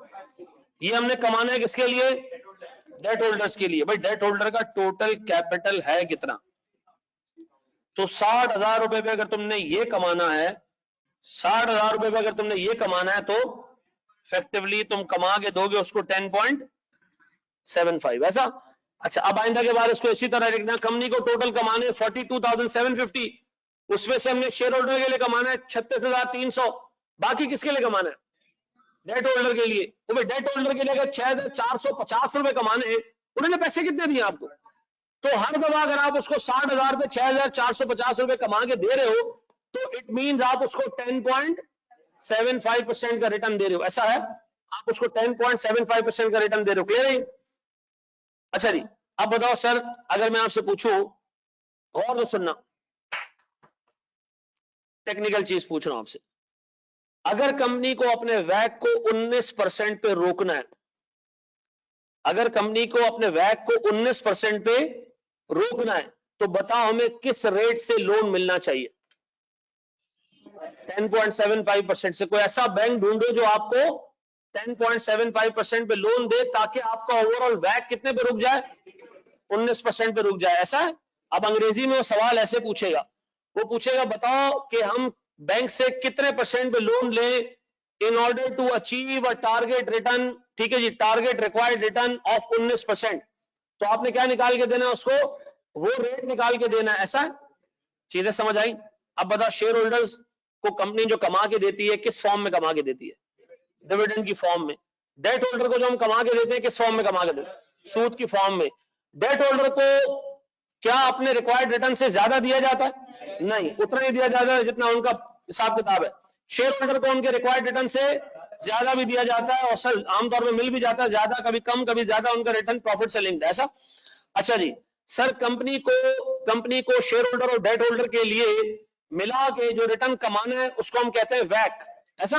तो बताओ कंपनी का वैक ज्यादा से ज्यादा होना चाहिए, नहीं सर कम से कम होना चाहिए, ऐसा, ताकि कंपनी के लिए बिजनेस करना आसान हो। और कंपनी को पैसा इन्वेस्ट कहां करना चाहिए, ऐसी जगह पे जहां वो अपने वैक से ज्यादा रिटर्न कमा सके। पक्का कर लोगे मैनेज ये सारी चीजें? एक क्वेश्चन मैं आपको देके जा रहा हूं, वो होमवर्क के तौर पे, ठीक है जी। अच्छा इसका पूरा पीडीएफ और ये सारी चीजें आपको जो है वो आपके पोर्टल पे मिल जाएंगी, और आज 2-3 अगली 4-5 क्लासेस आपको यूट्यूब पे भी मिलेंगी, ताकि बाकी जो दूसरे शहर के बच्चे हैं वो भी देख सकें इसको।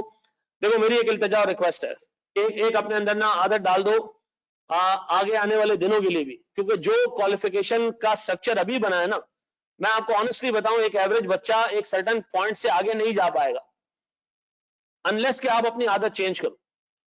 वो आदत चेंज ये करना है कि यार देखो आज हमने बहुत थोड़ी सी चीजें पढ़ी, बहुत थोड़ी, और हर क्लास में लगभग इतनी चीजें कवर होती हैं, इससे ज्यादा नहीं होती।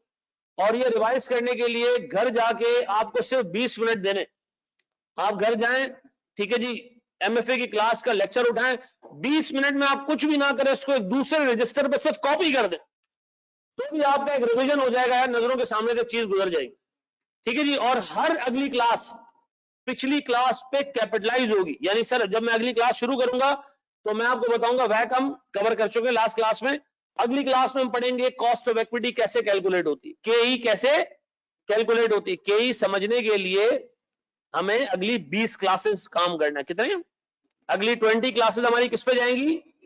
केई कैसे कैलकुलेट होता है। डन? केई है क्या?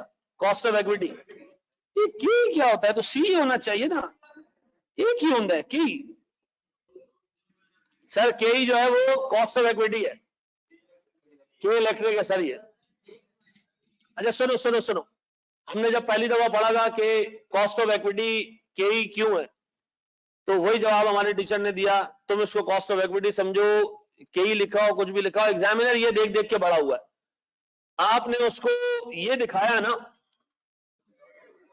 तो फिर आपको वो कुछ दिखाएगा कि आप याद रखोगे। ठीक है जी। चलो जी, रिक्वायर्ड रिटर्न एक्सपेक्टेड। अच्छा सुनो, एक बहुत अच्छा सवाल एक बच्चे ने पूछा, आदिल ने, रिक्वायर्ड रिटर्न और एक्सपेक्टेड रिटर्न में क्या फर्क है? रिक्वायर्ड रिटर्न और एक्सपेक्टेड रिटर्न में क्या फर्क है? ऊपर वाले सवाल में हो पहले। ना ना ना, सबसे पहले सवाल में हो, बताओ इधर कंपनी के लिए रिक्वायर्ड रिटर्न कितना था? 14%। कंपनी को चाहिए क्या है? एक्सपेक्टेड रिटर्न कंपनी को मिल क्या रहा है? इधर देखो एक्सपेक्टेड रिटर्न कितना है? 20%। एक्सपेक्टेड रिटर्न कितना है? 18%। चाहिए क्या है? वो क्या? 14%। मिल क्या रहा है? चाहिए क्या है? 14%। ठीक है जी। आपको चाहिए क्या? आपने माँ बाप को बताया, मिला आपको वही फूफो का लड़का या फूफो की बेटी। तो सर रिक्वायर्ड रिटर्न का मतलब है आपको चाहिए क्या है, और एक्सपेक्टेड रिटर्न का मतलब है आपको मिल क्या रहा है। थैंक यू वेरी मच यार जी। एक सवाल, एक बच्चे का सवाल सुनो, एक मिनट रुको यार, एक मैंडेटरी सेल्फी होती है हमारी पहली क्लास। सबर करो।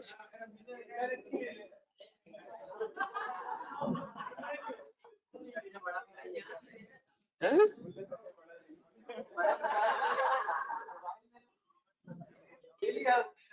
नहीं मुझे पता भाई इसमें कैमरा कहाँ है।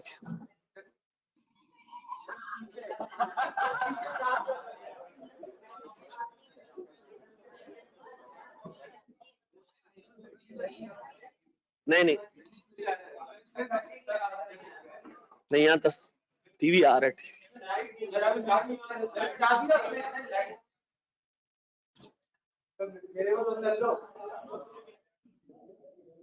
दुनिया में एक मिनट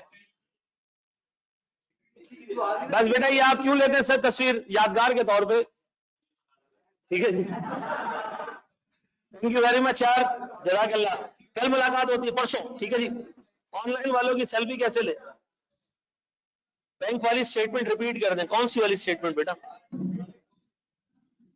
अच्छा होमवर्क वाला क्वेश्चन मैं दे रहा हूं आप लोगों को, वो ग्रुप पे ही दे रहा हूं, ग्रुप पे दे रहा हूं। टाइम टेबल और वो सारा ग्रुप पे आपको मिल रहा है।